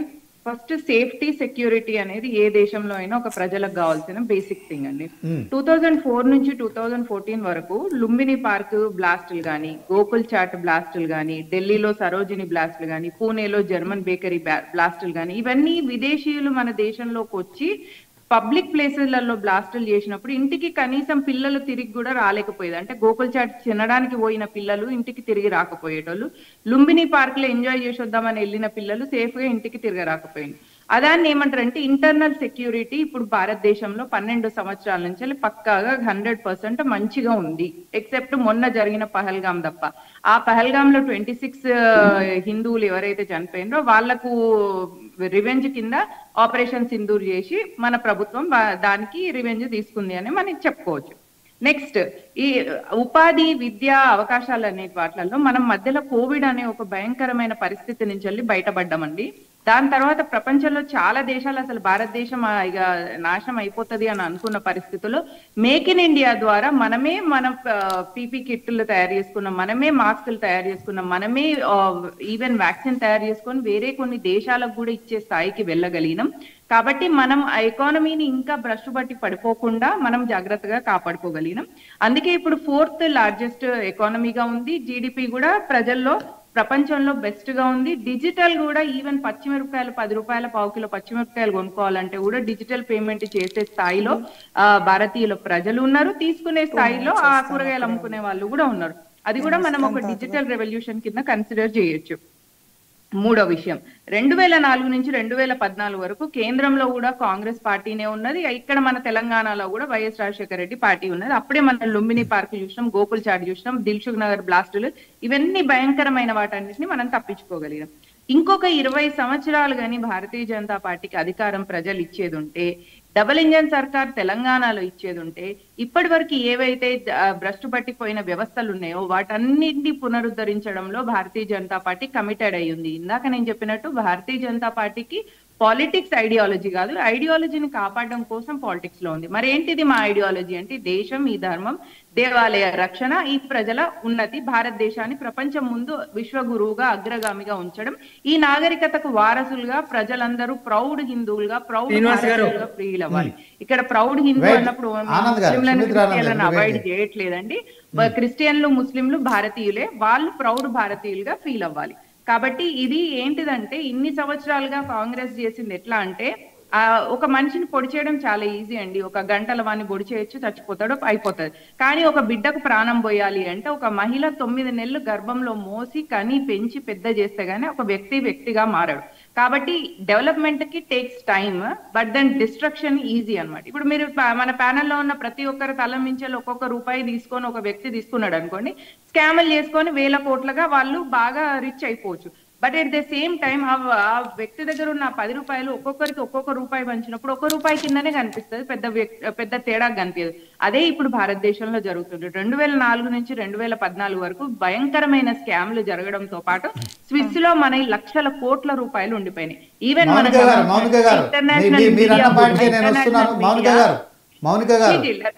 మీ బీజేపీ పార్టీ కూడా ఉన్నోడికి మాత్రమే ఏదైతే ఒక్క నిమిషం చెప్తారండి, ఒక్క నిమిషం అండి. Make in India make in India project కింద మౌనిక గారు ఇందాక జయరాం గారు మాట్లాడుతున్న క్రమంలో ఒక నిమిషం, సుమిత్ర గారు ఒక నిమిషం మాట్లాడించండి. బీజేపీ తెలంగాణకి ఏం చేసిందో చెప్పమనండి. ఒక్క నిమిషం అండి, చెప్పండి. బీజేపీ తెలంగాణకి చేయడం అనేది, తెలంగాణకి ఇంతవరకు భారతీయ జనతా పార్టీ అధికారంలోకి రాలేదు. ఒక్కసారి ప్రజలు అవకాశం ఇచ్చిందంటే ఎందుకంటే ఎప్పుడైనా భారతీయ జనతా పార్టీ అధికారంలోకి వచ్చింది ఒక్కసారి ఒక రాష్ట్రంలో అంటే 20-30 సంవత్సరాల దాకా జరగదు. కాబట్టి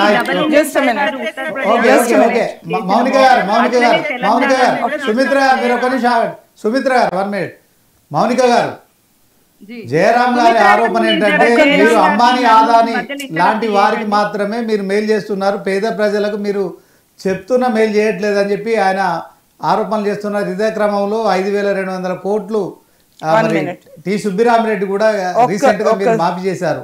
సో పేద ప్రజల విషయంలో మీరు 16,35,000 కోట్లు right of 16 1 minute on this topic. Okay, మీరు మాట్లాడండి. being an army man's daughter, border security is very important and we respect that. Okay. మేము ప్రశాంతంగా ఉన్నాం లేకపోతే ఎవరైనా ప్రశాంతంగా ఉన్నా అంటే it is a very respectable and a proud moment for the country. వాళ్ళ రెస్పాన్స్ కూడా అది. It is response, it is the very good work, appreciable. కానీ ఒక తల్లికి ఒక బిడ్డ ఉన్నాడు అనుకోండి, ఒక పేదరాలకి ఆకలేస్తుంటే she will not think about the border security. అది తనకి భోజనం వస్తుందా లేదా, తన ఒక గూడులో ఉందా లేదా, తనకి బేసిక్ మౌలిక సదుపాయాలు ఉన్నాయా లేదా అంతవరకే ఆలోచిస్తుంది. కానీ అంత దూరం తన బ్రెయిన్ పనిచేయదు. సో మనకి ఆల్కహాల్ ఇష్యూ ఏదైతే ఉందో, ఎడ్యుకేషన్ ఇష్యూ ఏదైతే ఉందో, బేసిక్ హెల్త్ ఎమ్యూనిటీస్ ఏదైతే ఉందో, దీని గురించి మనం వైడ్ డిస్కషన్ జరగాలి. అగ్రికల్చరల్ రిఫార్మ్స్ ఏం చేస్తే మన స్టేట్ ఏ విధానంగా నడుస్తుంది, ప్రతి రైతుకి ఫస్ట్ ఇంపార్టెన్స్ ఇవ్వాలి, వాళ్ళకి అగ్రికల్చరల్ రిఫార్మ్స్ ఏం చేయాలి, నీటి గురించి మనం ఏం చేయాలి, ఎడ్యుకేషన్ పరంగా మనం మౌలిక సదుపాయాలు ఎలా కల్పించాలి, ఎడ్యుకేషన్ రిఫార్మ్స్ ఎట్లా తేవాలి, ప్రతి ఒక్కరికి ఉద్యోగాలు ఎలా తేవాలి, ఎగ్జామ్స్ ని పోస్ట్పోన్ చేయటం, లేకపోతే చీటింగ్ చేయటం, లేకపోతే పేపర్ ని ముందే లీక్ చేయటం, లేకపోతే క్యాన్సిల్ చేయటం, this is not what is important for the state right now. మన ఎమర్జెన్సీ ఏంటంటే ఎడ్యుకేషన్ రిఫార్మ్స్ మనం ఏం చేయాలి, పిల్లల్ని ఏ విధానంగా చదువు వైపుకి మంచిగా వాళ్ళకి ఇంకా ఇంక్రీజ్ చేయాలి, ఫెసిలిటీస్ ఎట్లా ఇంప్రూవ్ చేయాలి, హెల్త్ వైజ్ గా మనం ఎంత కష్టపడుతున్నాం, హెల్త్ వైజ్ గా మనం ఎక్కడ అప్రోచ్ చేయొచ్చు, మనకి పేదోడు ఎక్కడికి హాయిగా వాళ్ళకి ఫెసిలిటీస్ ఎక్కడ దొరుకుతాయి, దీని గురించి మనం మాట్లాడాలి. దీని గురించి ప్రగతి వైపుకి మనం నడవాలి తప్ప వీళ్ళు ఏం చేశారు ముందేం చేశారు. Present it is emergency situation. ఉద్యోగాలని పాలన బాగుందంటారా? ప్రజాప్రభుత్వం పేరుతోని ప్రజాపాలన కొనసాగిస్తున్నామని చెప్తున్నారు కదా, బానే ఉందా? ఇప్పుడు పబ్లిక్ పాలసీస్ లో డిఫరెన్స్ అనేది తీసుకురావాలి, దాని మీద వర్క్ చేయాలి. Even if the other parties are coming forward with an ideology, everybody has to sit and discuss on that. మనం కొట్టుకోవటం is not the important topic here. What is lost and what is to be gained, మనం పేదోడికి ఏం చేస్తున్నాం, public పాలసీలో ఏం difference తెస్తున్నాం, చదువు పరంగా ఏం డిఫరెన్స్ తెస్తున్నాం, అగ్రికల్చర్ పరంగా ఏం డిఫరెన్స్ తెస్తున్నాం, పేదోడికి ఒక ముద్ద అన్నం దొరుకుతుందా లేదా, these reforms are important to be discussed. నువ్వేం చేసావు నేనేం చేశాను మనం ఎలా కొట్టుకుందాం is not the topic of discussion.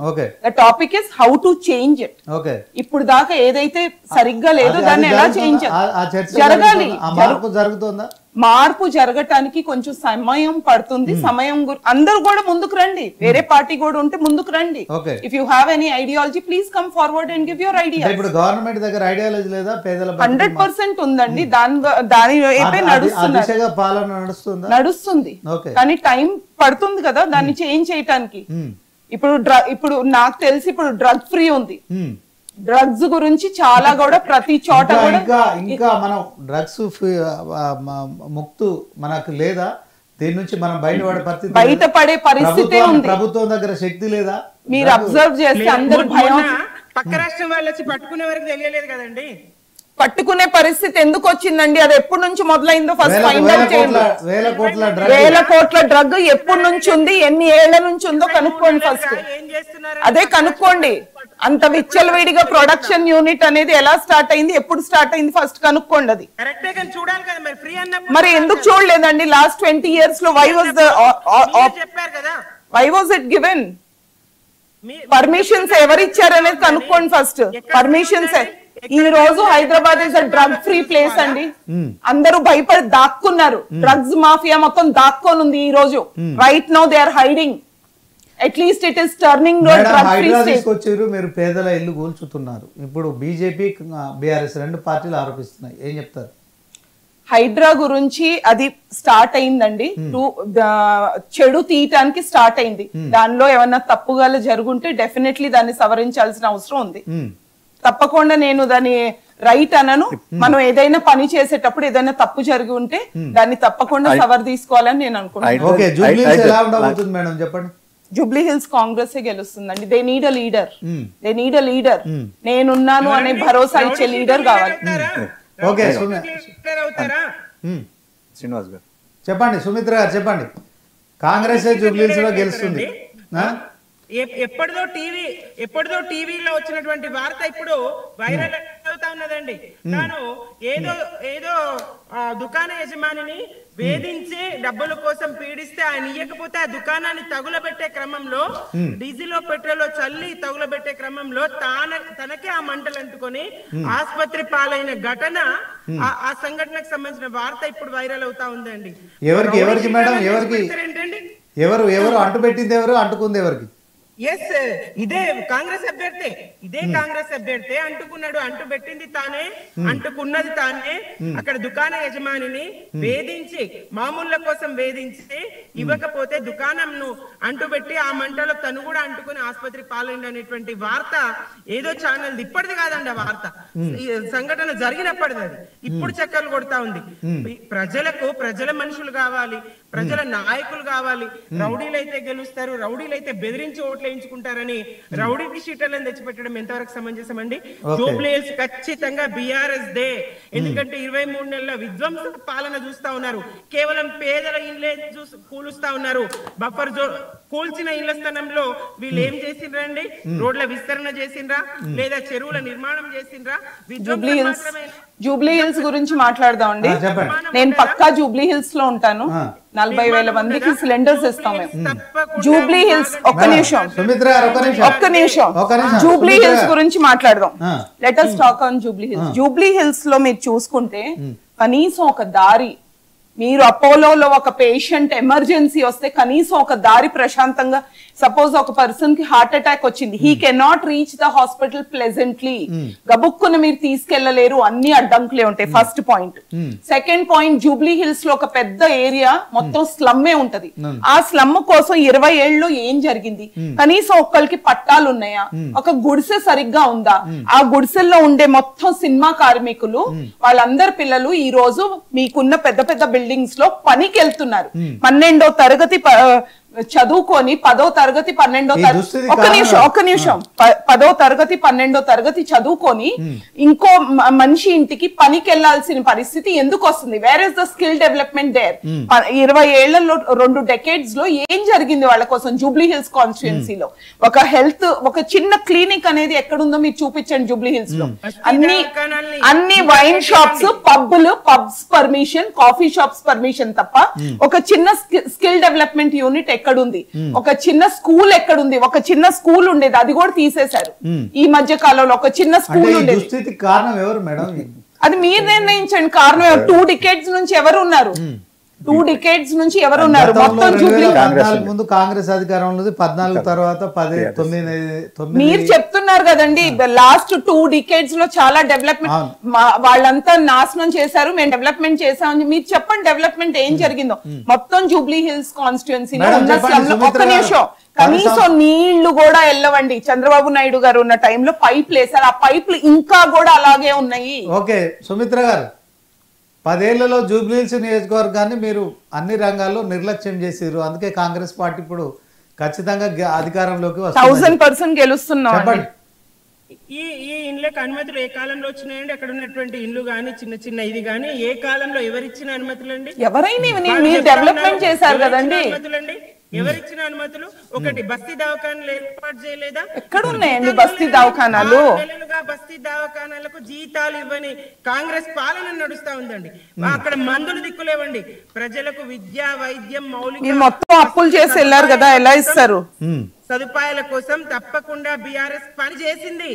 పేదలకు వైద్యం అందే విధంగా, పేదలకు విద్య అందే విధంగా బీఆర్ఎస్ పని చేసింది. మాగంటి గోపీనాథ్ గారు అక్కడ ప్రజలందరికీ, సామాన్యుల నుంచి సెలబ్రిటీల వరకు అందరికీ అందుబాటులో ఉండి నియోజకవర్గ అభివృద్ధికి ఆయన కృషి చేసిండ్రు.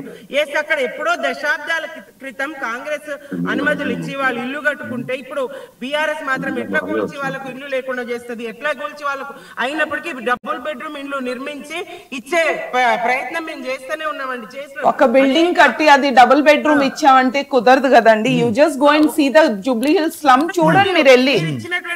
మీరు వెళ్ళి చూడండి. ఇప్పుడు మీరు అధికారంలోకి వస్తే వాళ్ళకి ఇస్తారా మేడం? ఇస్తారండి, తప్పకుండా ఇస్తారు.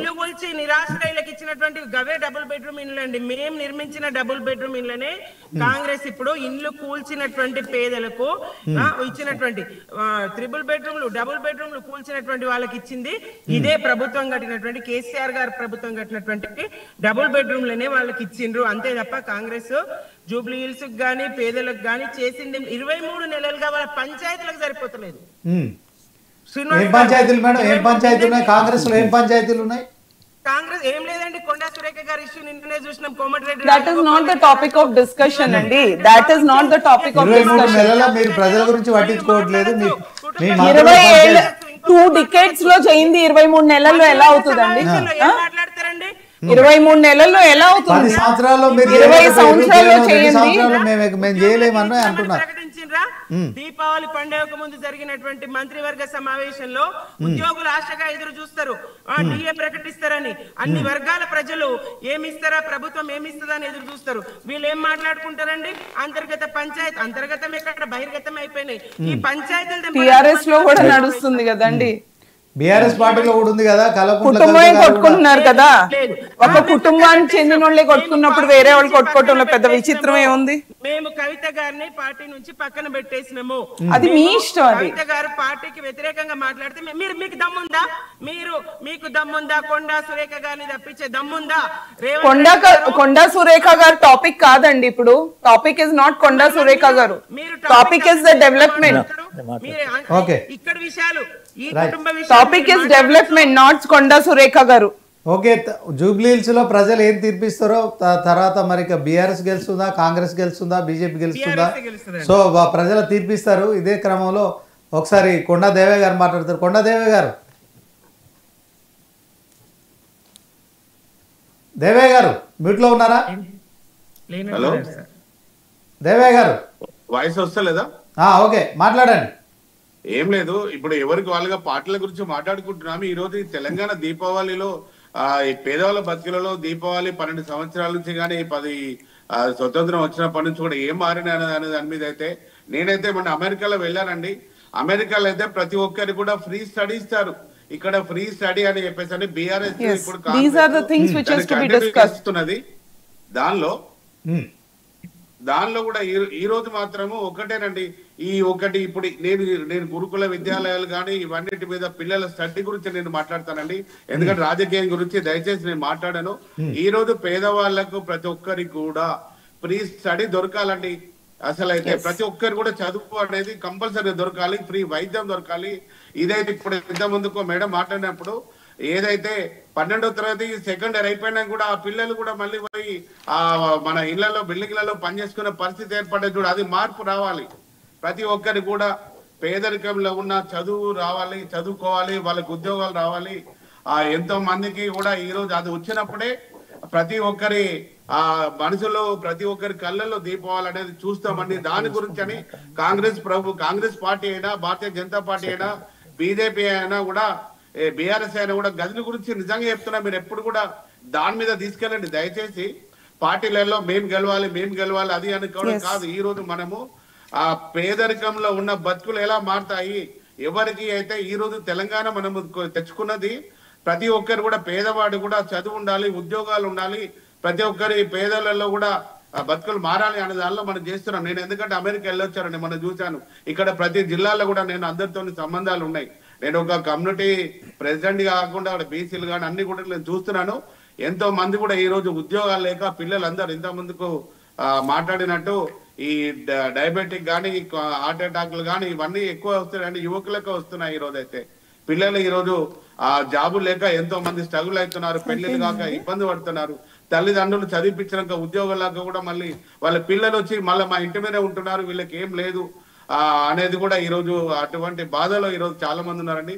దాని గురించి రేపు పొద్దున ఏ ప్రభుత్వాలైనా రేపు బీఆర్ఎస్ గెలవని, జూబ్లీస్ లో కాంగ్రెస్ గెలవని, ఎవరు వచ్చినా కూడా అక్కడ చాలా వరకు కూడా స్లమ్ లో ఉన్నవారు చాలా ఇబ్బందులు పడుతుంటారు. వాళ్ళ గురించి ఆలోచించాలని మీకు కోరుకుంటున్నామండి. ఓకే, థ్యాంక్ యూ దేవయ్య గారు. మరి మొత్తానికి ఈ అసమానతలు తొలగిపోవాలంటే దీనికి మరి 42% బీసీలకు రిజర్వేషన్ ఇస్తేనే ఇది సాధ్యమవుతుంది అంటారా? వచ్చే అసెంబ్లీ పార్లమెంట్ ఎన్నికల్లో ఫ్రీ వైద్యము, ఫ్రీ స్టడీ మొత్తానికి ఉన్నట్టయితే, ఆ ఉద్యోగాలు ఇట్లా వాళ్ళు ఇచ్చినట్టయితే ఆ సర్కారు ఏదైనా కూడా మన తలరాత ఫ్రీ స్టడీకి పంపరండి. ఇప్పుడు బడుగులకు పేదలకు ఫ్రీ స్టడీ ఉన్నది. ఈ ఫ్రీ స్టడీ గురించి మాట్లాడి ప్రభుత్వ పాఠశాలలో చదవాలని చెప్పే వాళ్ళు ఎవరు పిల్లల్ని పంపరండి. మీరు పంపిరేమో అండి, చాలా మంది పంపిస్తారు. Free study is very important. ఇక్కడ చదివితే అందరికి ఇవ్వాలండి. మీరు అన్ని ప్రభుత్వం అందరికి ఇవ్వండి. ప్రతి ఒక్కరు కూడా చదువు ఫ్రీ అండి. అది అయితే చాలా ఇంపార్టెంట్. ఇది ఈ రోజు అయితే ప్రతి ఒక్కరు కూడా తల్లిదండ్రి పేదోళ్ళు ఏముంటుంది, నా పిల్లల్ని చదువుకోవాలి, ఉద్యోగంలో ఉండాలని కోరుకుంటారు. అది కోరుకోవాలి మనం. దేవయ్య గారు, శ్రీనివాస్ గారు, ఇప్పుడు ఈ అసమానతలకు కారణము బీసీలకు రిజర్వేషన్లు లేకపోవడమేనా? రిజర్వేషన్లు ఏదంటే ఉన్నవాడు అవుతున్నాడు, ఇంకా లేనివాడు ఇంకా అట్టడుగున పోతున్నామండి. అది బాధ నేను అనేది. ఇప్పుడు చూడండి, మీరు ఇవాళ హైదరాబాద్ లోనే ఒక ఎలక్షన్ గురించే మనం ఇంత డిస్కస్ చేసుకున్నాము. ఈ రోజు 119 నియోజకవర్గాల్లో 12,750 గ్రామాల్లో ప్రతి ఒక్క పల్లెటూరు. ఈ రోజు ఒక్కటి చెప్తానండి, నేను ఈ రోజు తెలంగాణ వచ్చినప్పుడు 7 మండలాలు మన ఆంధ్రప్రదేశ్ లో కలిసాయండి. నేను పోలవరంలో మొన్న మా వాళ్ళు ఒక 25,000 30,000 మంది కాపులు ఉన్నారు, బీసీలు ఉన్నారు, అక్కడ ట్రైబల్స్ ఉన్నారు, నాన్ ట్రైబల్స్ ఉన్నారు. అక్కడ చూస్తే అద్భుతమైన పరిస్థితి ఉంది. ఇప్పటి వరకు కూడా 12 సంవత్సరాల్లో తెలంగాణలో పోయినా అక్కడ ఉన్న మన ఏదైతే ఆంధ్రప్రదేశ్ లో పోయినా పోలవరం ప్రాజెక్ట్ లో పోయిన మండలాలు అయితే ఆ ప్రజల గురించి ఇప్పుడు ఆంధ్రప్రదేశ్ కానీ ఇప్పుడు మా తెలంగాణ కూడా పట్టించుకునే పరిస్థితి లేదంటే. నేను మొన్ననే వెళ్ళి బండి సంజయ్ గారికి ఇచ్చాను, అక్కడ సీఎం చంద్రబాబు నాయుడు గారికి, డిప్యూటీ సీఎం పవన్ కళ్యాణ్ గారికి మాట్లాడడం కోసం ప్రయత్నం చేస్తున్నాను. ఈ రోజు అయితే వాళ్ళు వరదలు వస్తే ఒక గుట్ట మీద పోయి డేరాలు కట్టుకొని ఉంటున్నాండి. ఇది ఎక్కడ ఉన్నాం అసలు అయితే ఈ రోజు తెలంగాణ ఆంధ్రప్రదేశ్ అనేది కూడా నేను స్వయంగా చూస్తున్నాను. ఇటువంటిది కూడా ప్రతి ఒక్కరు కూడా ఏ పల్లెటూరు గ్రామాల్లో కూడా ఎవరికి ఏం జరుగుతుంది, పేదలకు ఏం జరుగుతుందని అక్కడ ఉన్న ఎమ్మెల్యే కానీ అక్కడ ఉన్న ఆ ప్రజా ప్రతినిధులైనా కూడా వాళ్ళ గురించి పట్టించుకొని రాష్ట్ర ప్రభుత్వం ద్వారా హెల్ప్ చేయాలండి. ఇప్పుడు ఈ రోజు చూస్తున్నాం చూడండి, ఇక్కడ ఇప్పుడు ఈ కేంద్ర ప్రభుత్వం కూడా రైల్వే ప్రాజెక్టులు తీసుకొచ్చేది. మా వేములవాడలో దక్షిణ కాశీ పుణ్యక్షేత్రం ఒక రైల్వే ప్రాజెక్ట్ పెట్టి 15 సంవత్సరాల నుంచి కూడా రైల్వే లైన్ అని చెప్పేసి మా పేదవాళ్ళకి ఎంతో మందికి ఈ రోజు అన్యాయం జరుగుతుంది. ఇప్పటివరకు కేంద్ర ప్రభుత్వం డబ్బులు లేదు, రాష్ట్ర ప్రభుత్వం డబ్బులు లేదు, సగం ఇచ్చేసి రైతులు అయితే నా దగ్గరకు వస్తుంటారండి. ఇప్పుడు నేను వెమ్లాల్లో ఉన్నాను, వాళ్ళందరూ వచ్చి ఇప్పుడు అక్కడ వెయిట్ చేస్తున్నారు. మా పిల్లలకు ఉద్యోగాలు లేవు, చదువులు లేవు, పెళ్లి ఇటువంటి పరిస్థితుల్లో ఎవరిని మేము అడగాలనే పరిస్థితిలో ఈ రోజు ఉన్నది. ఇలాంటి పరిస్థితి ఎక్కడైనా కానీ ఎక్కడ ప్రజలకు ఆపద వస్తే అక్కడ ప్రభుత్వము అక్కడ ఉన్న ప్రజలు కాపాడు కోసం ప్రయత్నం చేస్తే కొంత పేదరికం పోతుంది. మీరు అన్నట్టు ఈ రోజు దీపావళి ఆ కళ్ళల్లో వెలుతురు వస్తాయి పేదవాళ్ళ బతుకులు. అది ఒక్కటే నేను కోరుకుంటున్నానండి. ఓకే, థ్యాంక్ యూ దేవయ్య గారు. చెప్పండి పద్మచారి గారు, ఈ అసమానతలు తొలగిపోవాలంటే రిజర్వేషన్లు చట్టబద్ధంగా కల్పించాల్సిందేనా? సో దీంట్లో నరేంద్ర మోడీ ఏదో ఇచ్చిండు, కేసీఆర్ ఏదో ఇచ్చిండు, రేవంత్ రెడ్డి ఏదో ఇచ్చిండు, సో మేమే ఉద్ధరిస్తున్నాం అంటే ఇదంతా ప్రజలు కట్టిన పన్నుల నుంచే కదా వీళ్ళు ఏం చేసినా. సో వేరే రకంగా అప్పులు చేయడం లేకపోతే వీళ్ళు ప్రజల కోసానికి పని చేయడానికి ఎలక్ట్ అవుతుందా, లేకపోతే వాళ్ళ ఫ్యామిలీ వాళ్ళ కోసానికి పని చేసుకో డెవలప్మెంట్ కోసానికి ఎలక్ట్ అవుతుందా అని ఒకటి ఇష్యూ. రెండో, దేవయ్య గారు చెప్పింది 100% కరెక్ట్, దాన్ని ఏకీభవిస్తాం, నో డౌట్. ఇంకోటి ఏమిటంటే బీసీ రిజర్వేషన్స్ అన్నప్పుడు ప్రభుత్వాలకు ఈ 42% ఇచ్చినప్పుడు అబోవ్ 50% క్రాస్ అయినప్పుడు ఇది ఎలిజిబిలిటీ అవుతుందా కాదా అని రాజకీయ నాయకులకు తెలియదా? తెలిసినాక కూడా ప్రజలను కన్ఫ్యూజ్ చేయాలని చెప్పేసి ఒక ఇష్యూస్ వదిలిపెట్టేసి దాన్ని పెద్ద డైనమాలో పెట్టి ప్రజలను మొత్తం బీసీ సమాజాన్ని మొత్తం టెన్షన్లో క్రియేట్ చేయడం అనేది సమంజసమా? ఇది కోర్టులు దీనికి అనుగుణంగా తీర్పులు ఇస్తాయా? ఇది పాజిబిలిటీ అవుతుందా? ఎలక్షన్ కమిషన్ ఈ విధంగా చేస్తుందా అని వాళ్ళకి తెలియదా? తెలిసినాక కూడా ప్రజలతో అంటే నాకు చెప్పని అయినా కానీ సబ్జెక్ట్ అయినా కానీ ప్రజలకు మేము ఇస్తున్నాం అని చెప్పి ప్రజలను కన్ఫ్యూజ్ చేయదు. ఒకవేళ కన్ఫ్యూజ్ చేయాలనుకుంటే నువ్వు ఇయ్యాలనుకుంటే ఇట్ సెల్ఫ్ ఆ ప్రభుత్వం లోపట పార్టీ లోపట వాళ్ళు ఒకవేళ రూల్ ఉండని లేకపోని వీళ్ళు బీఫార్మ్స్ ఇవ్వాలి, వీళ్ళు అనౌన్స్ చేయాలి పార్టీలో, ఎస్ మేము ఈ విధంగా అబోవ్ 50% అనే అవకాశం లేదని గవర్నమెంట్ అంటుంది, సెంట్రల్ గవర్నమెంటే కానీ లేకపోతే కోర్టులు అంటున్నాయి. కాబట్టి మేము 42% బీసీలకు ఇస్తాం, మేము మా పార్టీ బీఫార్మ్స్ ఇష్యూ చేస్తామని వాళ్ళ పార్టీ పరంగా అన్ని పార్టీలు అనౌన్స్ చేయాలి. రెండవది ఇంకోటి ఏమిటంటే ఆ బీసీలు అన్నప్పుడు బీసీలకు ఏమిటంటే ఆ పార్టీ మీద విశ్వాసం ఏర్పడడం కాకపోతుంటే చట్టసభల లోపల ఓన్లీ ఈ సర్పంచ్లు కానీ జెడ్పీటీసీ ఎంపీటీసీ కాదు, వాళ్ళు ఇప్పుడు అనౌన్స్ చేయవలసింది ఏమిటంటే పార్టీ పరంగా ఎమ్మెల్యేస్ ఎంపీస్ కూడా మేము 42% పార్టీ పరంగా మేము ఇస్తామని వాళ్ళు అనౌన్స్ చేస్తే బీసీ సమాజం అనేది నమ్మడానికి అవకాశం ఏర్పడుతుంది. నిజమే మేడం, నేను అనడం లేదు, ఇప్పుడు ముంచడం కాదు, ఎమ్మెల్యేస్ కూడా ఇప్పుడు ఇవ్వాలి, ఎమ్మెల్యేస్ కూడా అనౌన్స్ చేయాలి, పార్టీ పరంగా తీర్మానం చేయాలి, హైకమాండ్ యాక్సెప్ట్ చేయాలి, లేదని కాదు, అట్లా చేస్తే ప్రజలు నమ్మడానికి అవకాశం ఉంటుంది.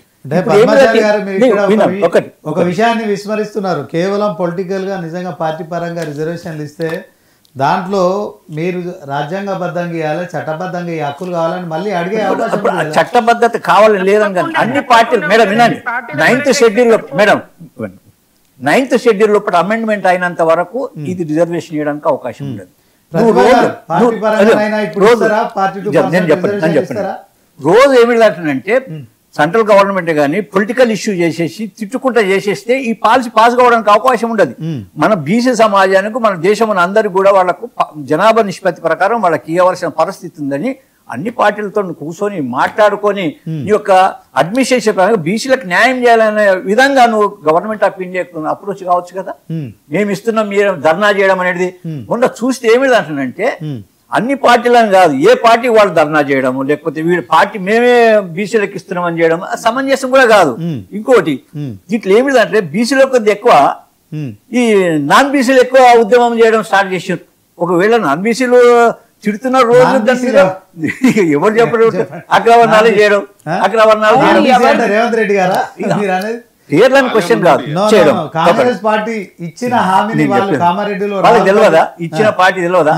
ఇప్పుడు ఇంతకు ముందు వాళ్ళు చెప్పిన ఫస్ట్ పాజిబిలిటీ ఏదైతుందో ఆలోచన చేయవలసిన పార్టీ కామారెడ్డి అసూరెన్స్ ఇవ్వడం జరిగింది. అసూరెన్స్ పాజిబిలిటీ లేదని ఆలోచించేయద్దు.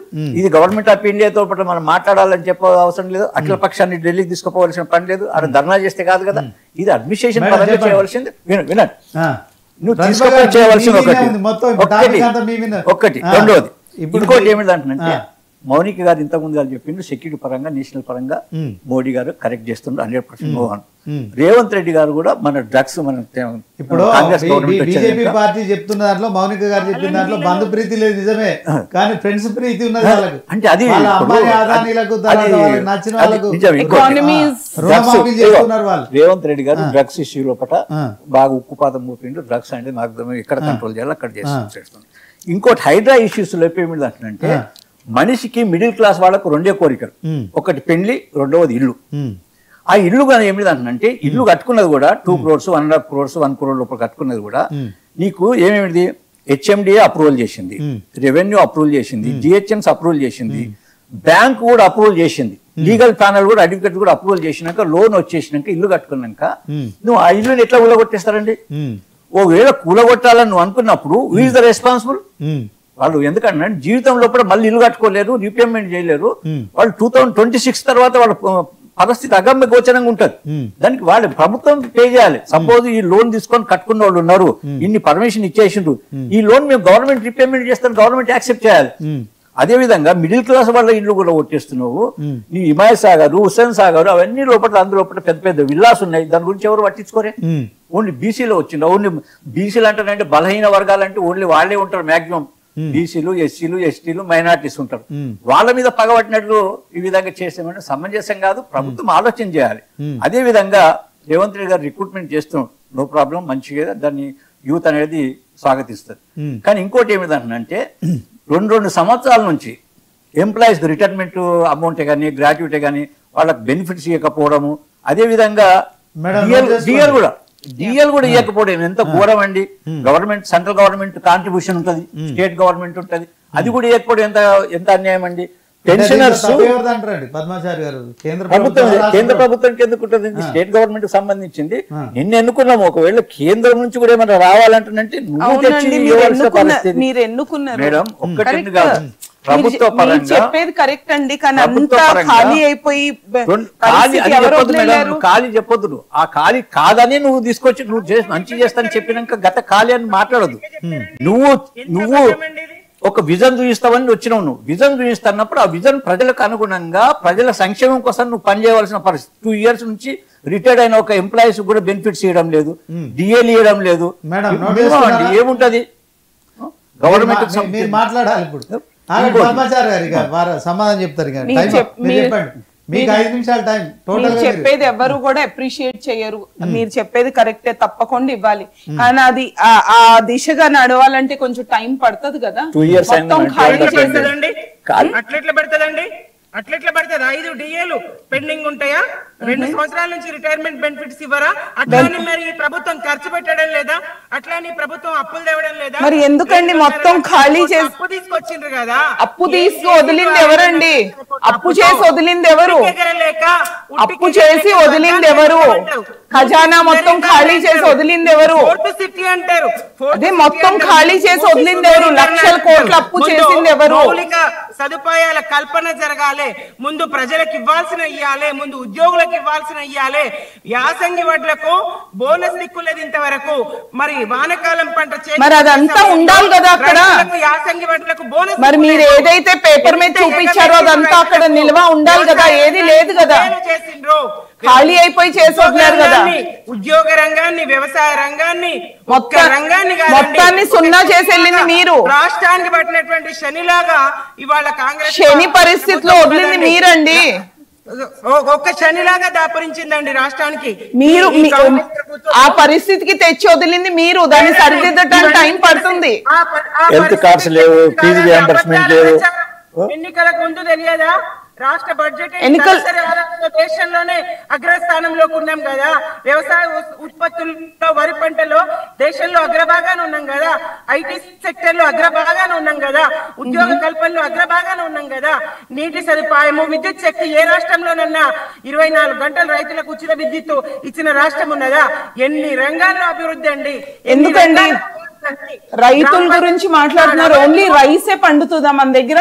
వాళ్ళకి ఏమన్నా వేరే ఆల్టర్నేట్ క్రాప్స్ గురించి ఏమైనా చెప్పారా? వాళ్ళకి ఇంకో విధానాలు పట్ల మీరు ఇప్పుడు కాంగ్రెస్ ప్రభుత్వం చేస్తారు, టైం పడుతుంది. సో మీకు 5 ఏళ్లలో 2 ఏళ్ళు అయిపోయింది మేడం. పంపకాలకు సరిపోతలేదండి, పంపకాలకు సరిపోతలేదు, దోపిడీకి సరిపోతలేదు సమయం. దోపిడీ ఎక్కడి నుంచి చేస్తారండి? ఖాళీ ఖజానా నుంచి దోపిడీ ఎక్కడి నుంచి చేస్తారు? అన్ని ఖాళీ వదిలేని చోట నుంచి దోపిడీ ఏం చేస్తారు? దోపిడీ చేయడానికి ఉండాలి కదా. సుమిత్ర గారు, అందుకోసం గవర్నమెంట్ గెలిపించారు కదా సార్. దీనికి అంతటికి కారణం మీదే అంటున్నారు, మీరేనంటున్నారు. మీరు చేసిన దోపిడీ చేయటానికి ఖాళీ దగ్గర దోపిడీ ఏం చేస్తారు? మొత్తం ఖాళీ వదిలేని చోట దోపిడీ ఏం జరుగుతుందండి? ఖాళీ అనేది మీరు ఏమైనా గుడ్డి వాళ్ళ? ఎందుకు? అదే లెక్కలే మాట్లాడదామండి, లెక్కలే మాట్లాడండి. లంక బిందెలు లేవండి, ఖాళీ కుండలు ఉన్నాయి. ఖాళీ ఉన్నాయి అన్ని. లిక్కర్ నుంచి వచ్చిన డబ్బులు వేరే రాష్ట్రాలకు తరలించబడి ఖాళీ ఉంటదని మీకు కొత్తగా తెలిసిందా అండి? అదేనండి, వేరే రాష్ట్రాలకి తరలించబడిన 100 కోట్లు. మరి మనం ఏం చేద్దాం? మేడం మనకు తెలుసు కదా, తెలిసినంత అష్యూరెన్స్ ఇచ్చినాం కదా. అష్యూరెన్స్ ఇస్తే టైం పడుతుంది కదా, అంత ఈజీ కాదు కదా. అప్పులేం చేసిందండి? అంటే ఈ గవర్నమెంట్ డ్రగ్స్ మీద డబ్బులు సంపాదించట్లేదు కదండి. ఈ గవర్నమెంట్ డ్రగ్స్ మీద డబ్బులు సంపాదించట్లేదు, టైం పడుతుంది. డ్రగ్స్ మీద డబ్బులు వస్తే బోల్డ్ వచ్చాయి, డ్రగ్స్ మీద డబ్బులు వస్తే బోల్డ్ వచ్చాయండి. లిక్కర్ మీద డబ్బులు వస్తే బోల్డ్ వచ్చాయి. అప్పు తీసుకొచ్చి ఒక్క ఇటుక పేర్చిండ్రా, ఒక్క ఇల్లు కట్టినా, నిర్మాణం. డ్రగ్స్ మీద, లిక్కర్ మీద ఈ గవర్నమెంట్ కి డబ్బులు అవసరం లేదు. అదే చెప్తున్నాను, డ్రగ్స్ మీద, లిక్కర్ మీద ఈ గవర్నమెంట్ కి డబ్బులు అవసరం లేదు. సరైన పని చేయటానికి సమయం పడుతుంది, సమయం పట్టాలి, ఓర్పు ఉండాలి, దాన్ని చూడటానికి కూడా ఓర్పు ఉండాలి. ఇంకా 2 years madam, 1 year election start అవుతుంది. డిసెంబర్ 9 లోపు అని చెప్పిందండి. రైతులందరికీ డిసెంబర్ 9 లోపు 2 లక్షల రుణమాఫీ చేస్తే, ఎందుకంటే మనకి ఇప్పుడు